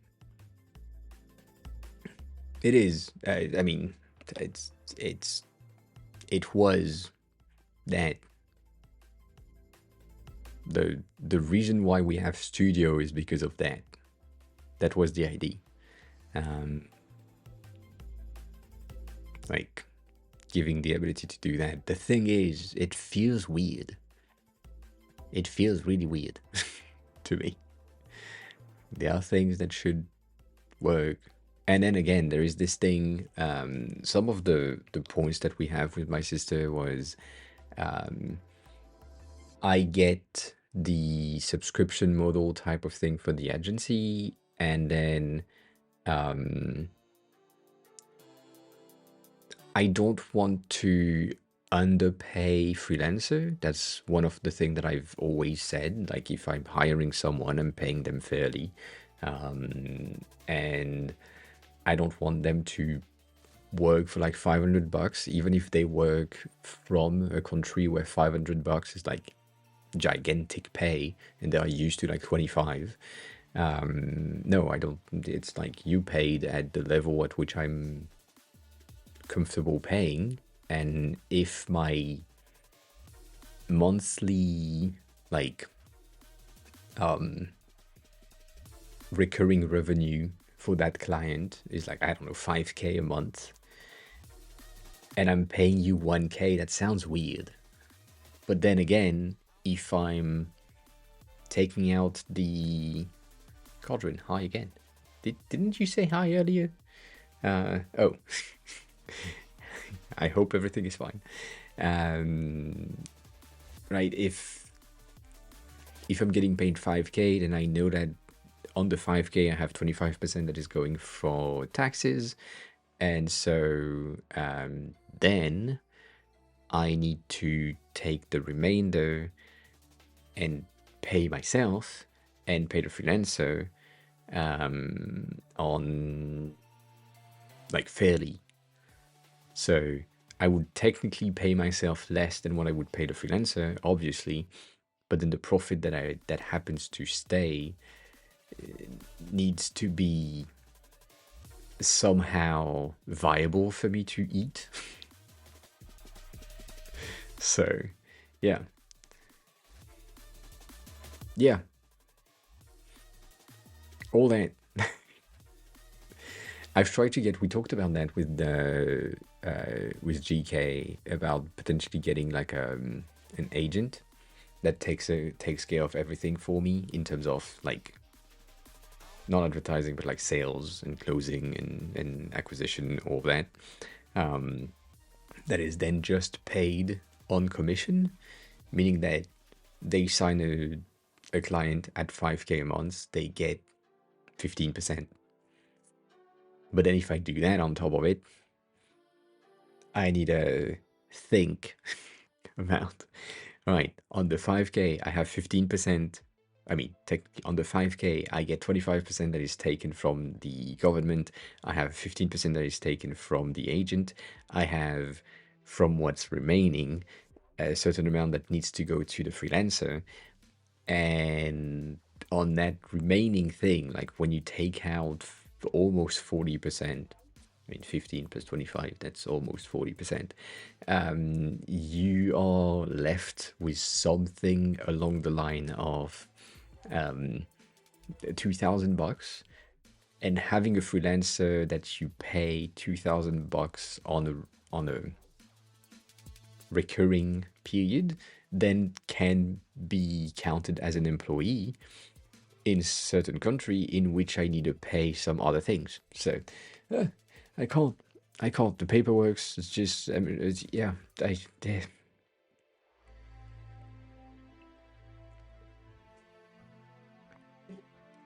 Yeah.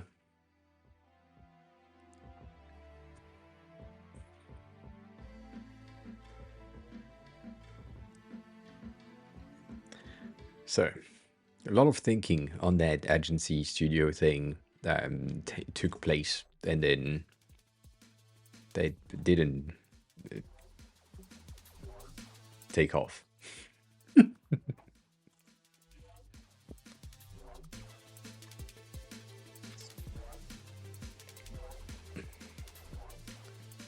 For like lots of reasons. But yeah. The initial cost is also really impactful. Sassy, welcome on in. I hope you're good.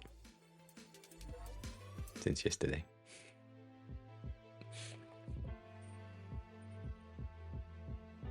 But it's a pretty, to me, it is a pretty attractive thing to get like an agency slash studio thing that employs freelancers that I have seen the work of.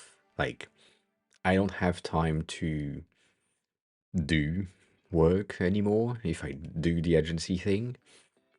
So I'm just taking the administrative things, and then I'm just eavesdropping, looking at what the freelancer is doing, and maybe helping on the directions, like fixing some mistakes, like corner radius here and there. Then again, like, I don't know. Financially speaking, it sounds good. I don't want to do the paperwork. It's I can't.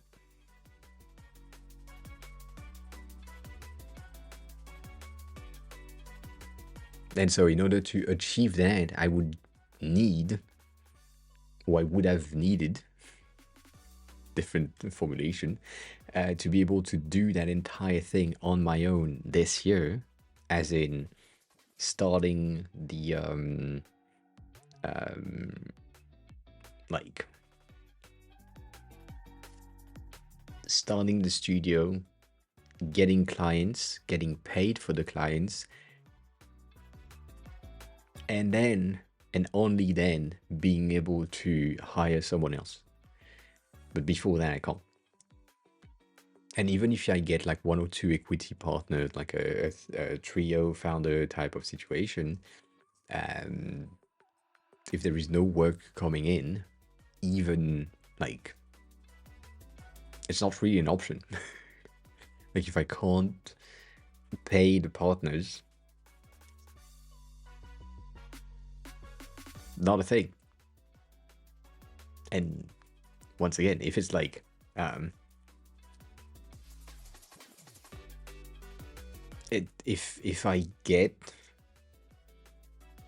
if I'm taking the 5K mark, because that's the current state of subscription design agency thing. If I'm getting if the agency is getting 5K, and then we pay 25% of that in taxes, the remainder is then split into two to go to each of the employees, which is like the other person and me, on which these two people need to then pay taxes in order to, like, income taxes, whatever, which is also 25%. So at the end of the day, you're left with nothing.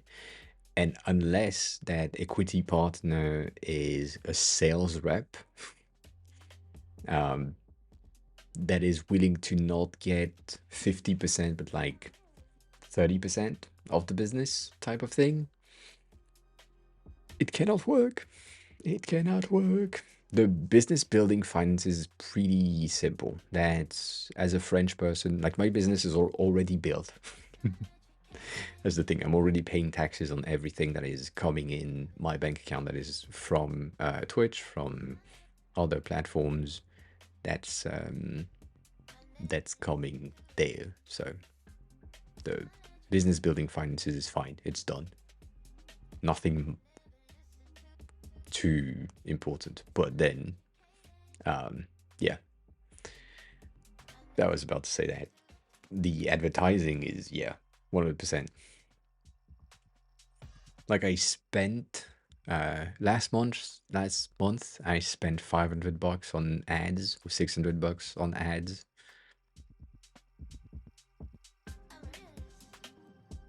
No clients. So once again, going back to what we said to Larkham yesterday, Edo, my product is shit, my ads were shit, I don't have the right target audience. That's the three option. Or I'm too expensive. But at $600 a week, I'm not too expensive. But yeah, it's just running a business is just not for me right now. Probably not for me ever. But if I get like a CEO,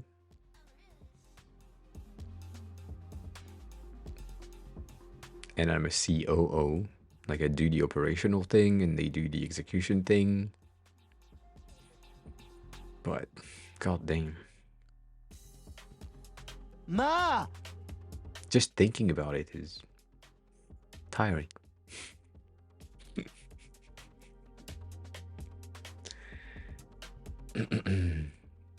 Yep.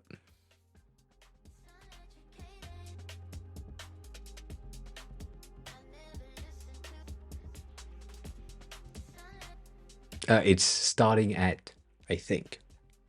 Is it? Did I not? I think I said starting at 2K. Yeah, it's a starting at price. So it's starting at 2000, and then there is a discussion based on the amount of content. Yeah, all of them are starting at, except the technically the Figma workshop are fixed price, and the Figma design is fixed price as well. The Figma workshop and the random help is fixed, but then the other things are just gonna be doubled because I don't want to do that. White P4NTH3R just resubscribed for 14 months. I am taking up space. Good. Welcome on in. How are you? Thanks a lot for the resub. Do not have ads.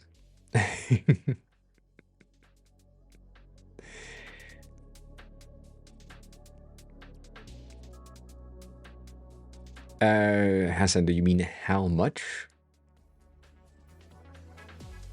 do I charge?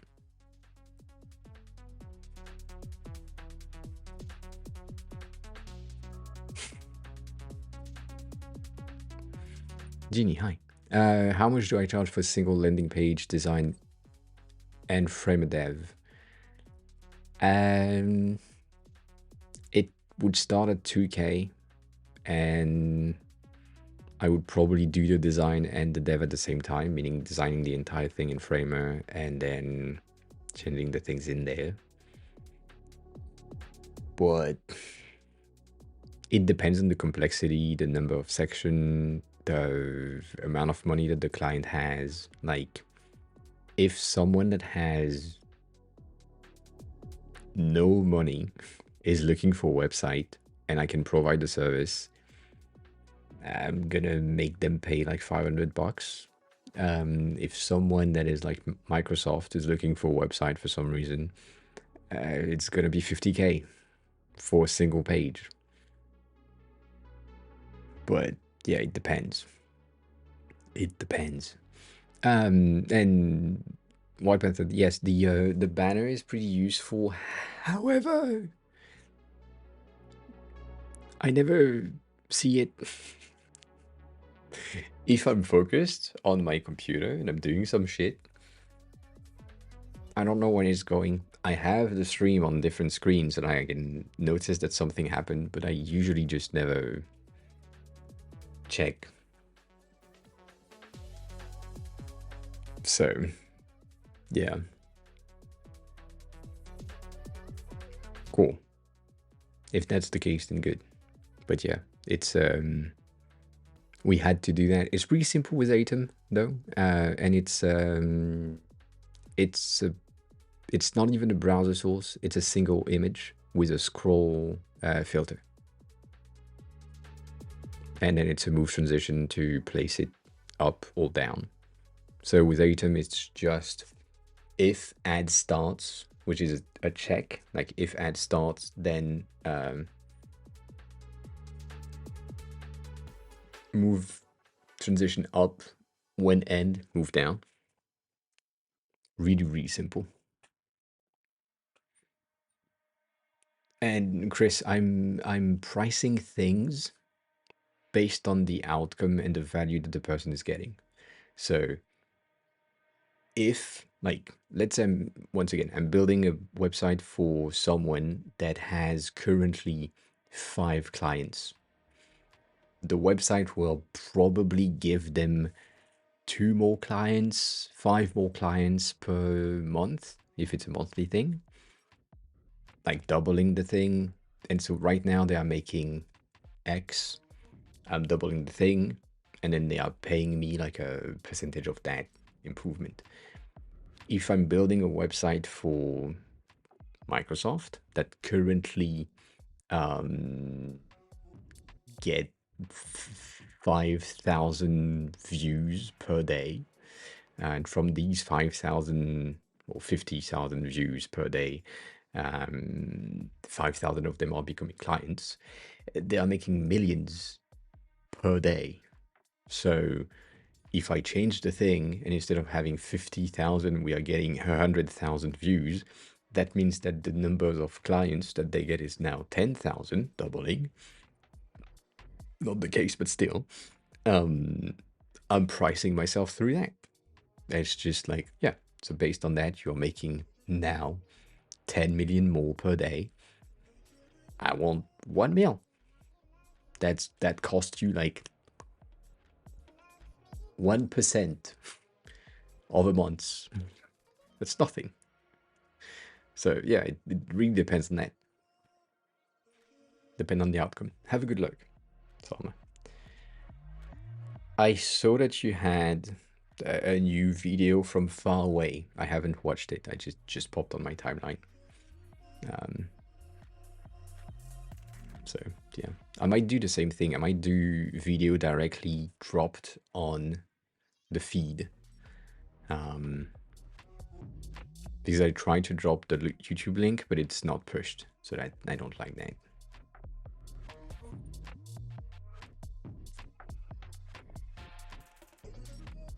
So yeah, Hassan, I hope that helps in the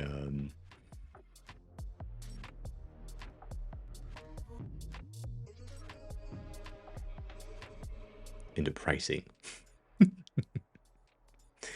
But then again, I hate freelancing. So as much as I can, I will not do a website.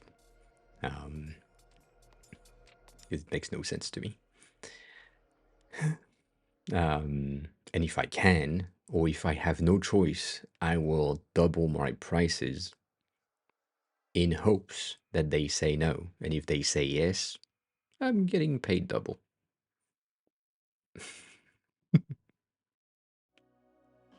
But as much as I can, I will avoid freelancing. I hate it so much. It's just so weird. I'd rather have like a single client like Stony. Stony is a single client technically, that has a project, that has a product, that has a website, that has a thing that I need to improve on through time. But a freelancing client is a time-based that is this small, and you need to do the entirety of the thing that you are used to do in like 6 months in 3 weeks. And you can't like take some time off based on what Denny was saying earlier. Like you can't really think. It's just you need to push out some content instantly because it needs to happen, and you end up inevitably using templates or building templates for yourself and then using that as a base for each of your new clients until there is a new client that says, oh, I don't really like that thing. And then you add that new component into your template builder thing. And then you're done. And everything that you create looks the same. I'm not gonna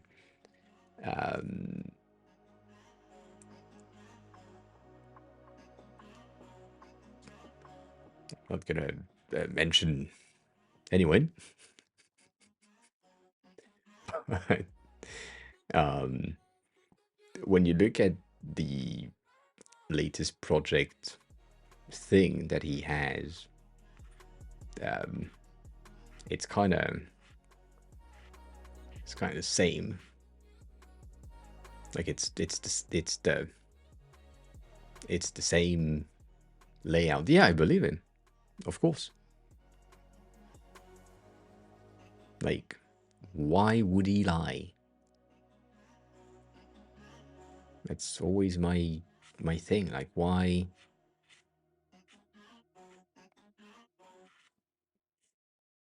Like, I can see how it's the exact same thing every time. And it's pretty simple. It works.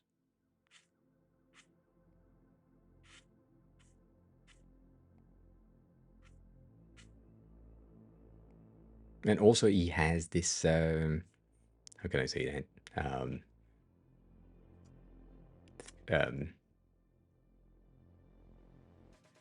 I don't think he sells his course. I think he also has clients. Like, you wouldn't be able to um, say all the thing that he says, all the thing that he says in his course, all the thing that he says on his video with partners, without like really getting something out of it. So, yeah, it makes sense. Once again, this is really this pricing is really US based pricing. Like, really US based pricing.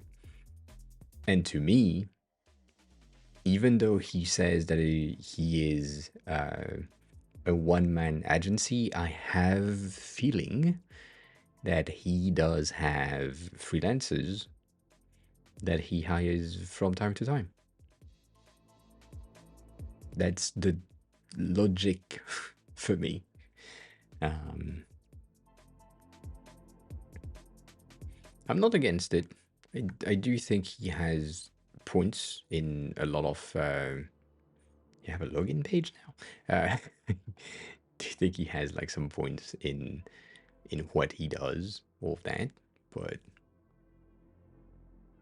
I don't know.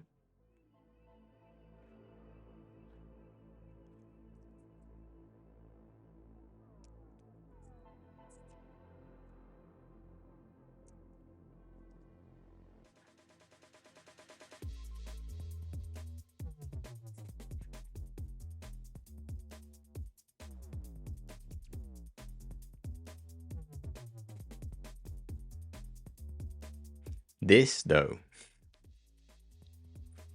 this I have a bit of a hard time with that. But I get it.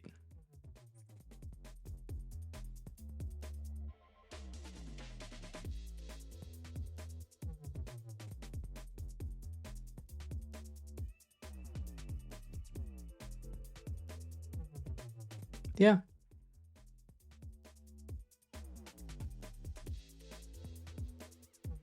Yeah, I know he's been blocking a lot of people, but also, like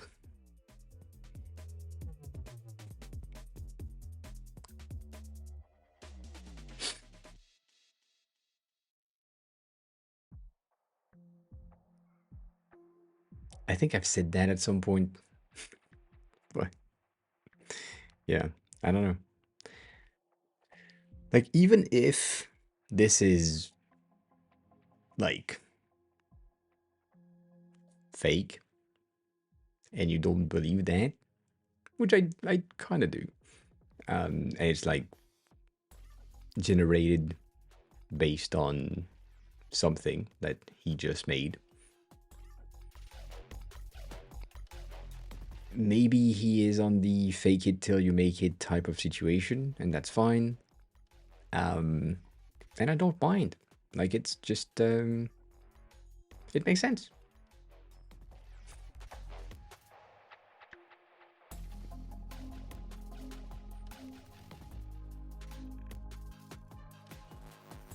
I don't know.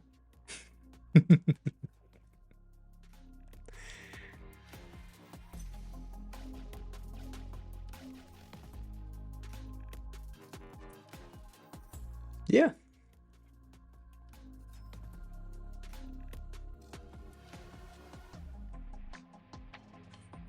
I do agree that the posts themselves, like these, um,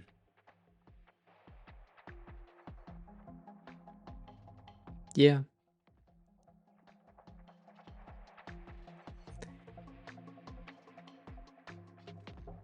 But then, if you think about it,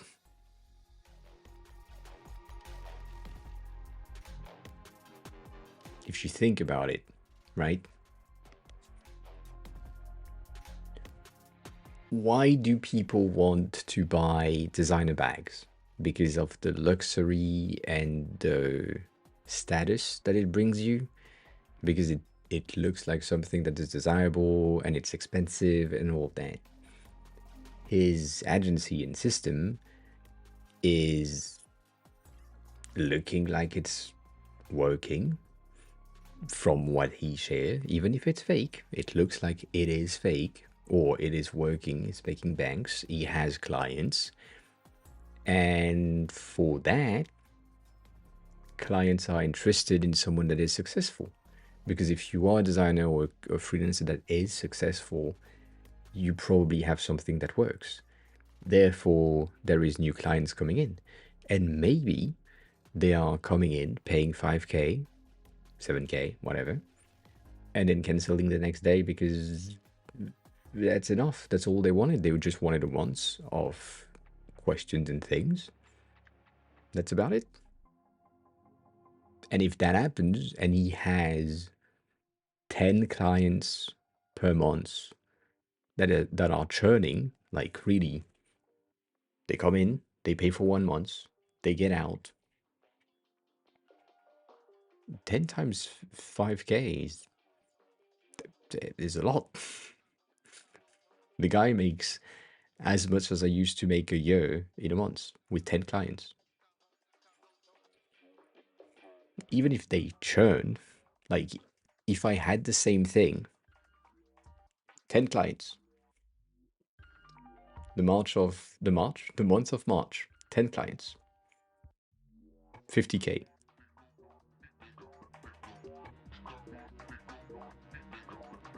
I'm going on vacation the rest of the year. I don't give a shit. Like, you paid 4 months, you paid 5K, I got 10 of you. I don't need more than that. Maybe I would do a second month. I don't know. That's a pretty. Yeah. Based on what he said, yes, because he's on the road to make 2 mil this year, sorry, already. Which it's once again it's a US based pricing, so it makes sense.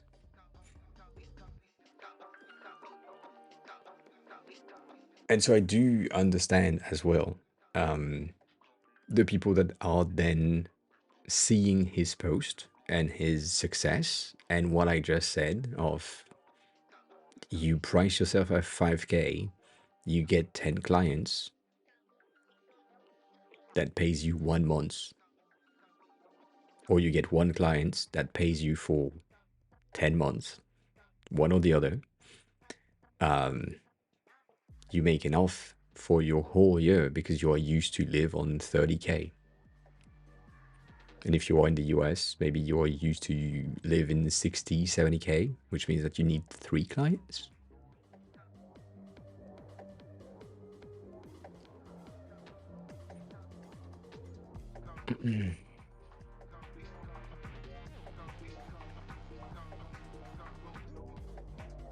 Yeah. And Hassan, I do agree with the skepticism of the creation of these things, but hear me out. When I was in agencies and we had to build the entirety of the flow, the user flow, the UX, the UI of an app in like a week that contains somewhere along the line of 20 to 50 screens with like a, a desktop and a mobile at the same time. And we did it in like a week or a week and a half.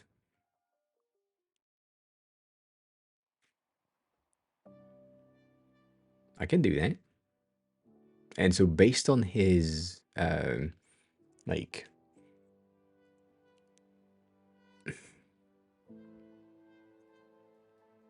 they are better prepared, yes, but also like some of the thing that he's saying most of the time is the type of clients that he get or the types of requests that he gets are usually pretty simple, as in it's things that will probably take him somewhere along the line of 20 minutes to an hour tops per client per day, or technically per request.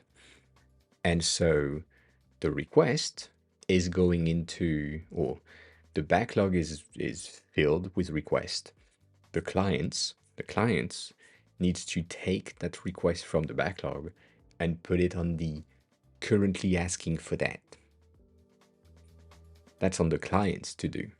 And then when he's done the thing, the task, then he put the task in awaiting for review, which means that it's now on the clients to go back into the Trello board and review that task. If it's good, it goes into validated. If it's not, it stays there until he goes back through it. So let's say the client asks for a Twitter banner for their next product. I don't know. That takes 15, 30 minutes tops to do. He does that in the morning. He put it in the awaiting validation. He moved to someone else request. He does that. In the meantime, the client that he has probably didn't go to the Trello board to check where is his task. So there's probably a span of time of like 2 hours in between the awaiting validation and the validated and or request updated. Probably in that amount of time, saying that the rest of the clients are asking the same type of things, roughly 15 to 20 minutes per request, it's feasible to have like 10. Like you can technically do, if you do 15 minutes per request, if that's a thing, you get 4 clients per hour, meaning that if he has 16 clients in total, it takes him 4 hours to do these types of requests. And if he has 15 clients, like 16 clients, whatever, they are not requesting things every day. So maybe there is like one day, 3 tasks or 2 tasks, whatever. And then the next 3 days, nothing. And then someone else is coming in. So it's not like they don't rely and require tasks every fucking day. But yeah.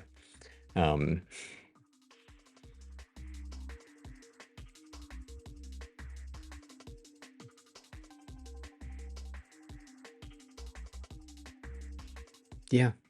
It, once again, it's a really US based pricing, and it's targeting a really specific user base that has the means to pay 7K a month, and that sounds like nothing to them.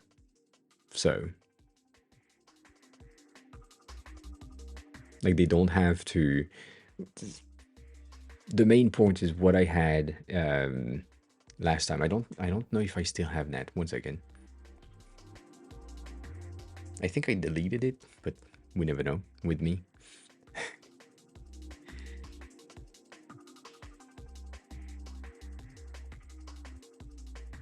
I didn't. That's the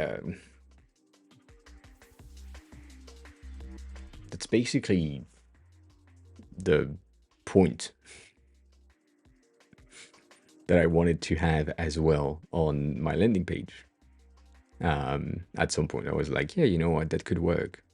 As in, technically, if you are in France and you are paying your designer 4K a month as a salary, you are also paying 4K in employment taxes to the government.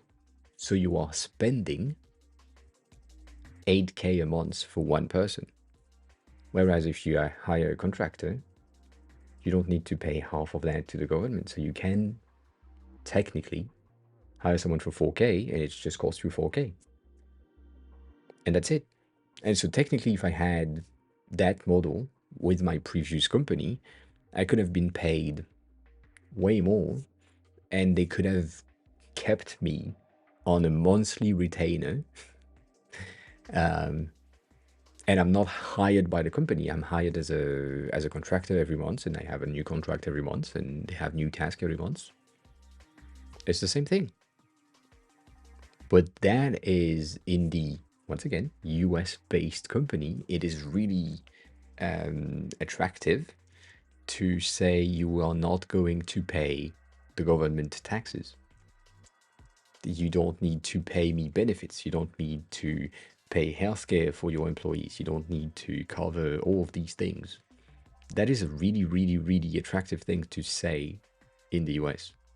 It's really capitalistic environment. So that's why I'm not really skeptical. Skeptical about what Bread is doing. I think he's just making banks, and that's good.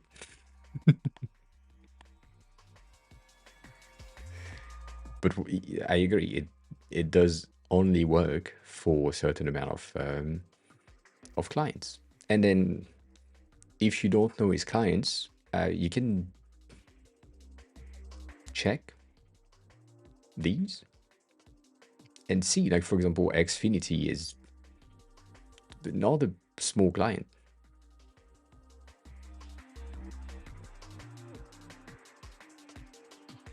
I don't know what he did for them. He did something.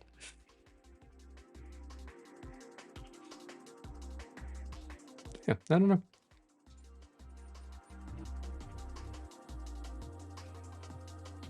I think it is.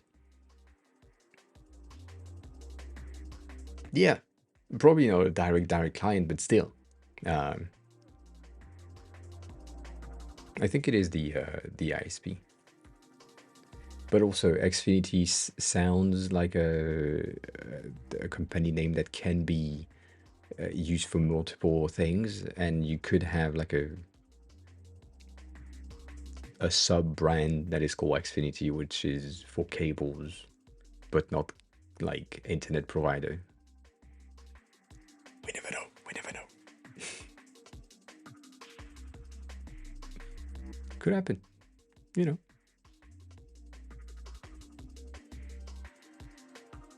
Yeah. So I think it's the same thing as me having Bugatti and Formula One on my portfolios because I worked for them through agencies or through other companies that I work for. They have been my client at some point. But I mean, I was employed by the company that was employed by these companies. and I work for them, but it's not like a freelancer. Like, even though it's written as if it was my AOA studio that has been employed by these companies.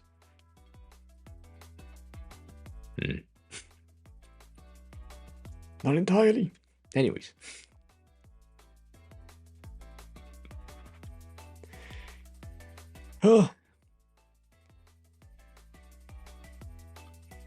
It doesn't. As long as the work that you've done for them is related to the work that you're about to do, it doesn't really matter. Yeah.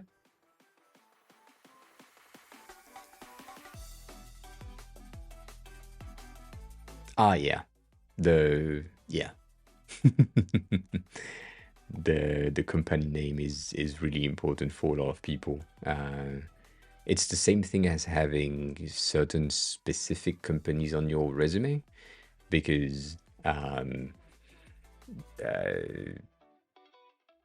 then you're supposed to have a certain amount of skills. If you've been hired by Facebook, for example, at some point, it implies that you have a certain amount of skills that is necessary to be hired there, implying that therefore you would be a good person in our company because it's the same type of content, you know. Like, if you've been hired by Apple at some point, you have Apple on your resume.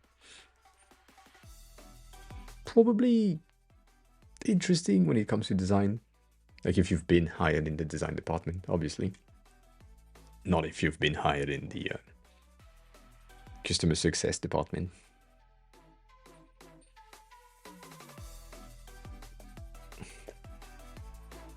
Did I die? I think I died.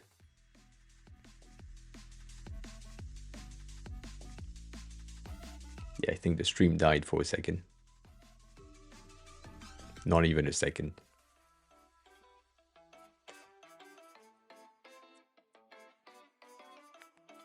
I think I'm dying. Anyways, I think I'm gonna go. I just saw the feed on both sides kind of die.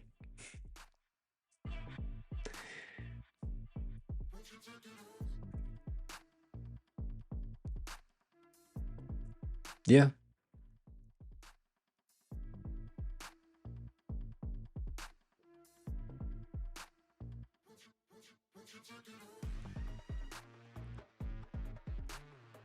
I haven't been in the process of Amazon yet, so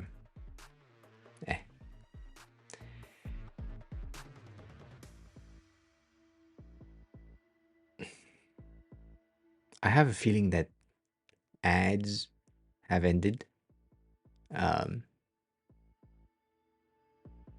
but this still there.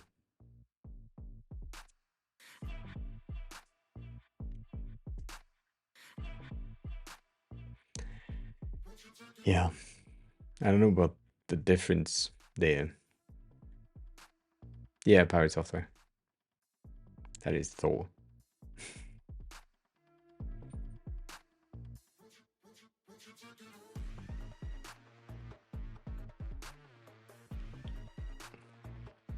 No ads.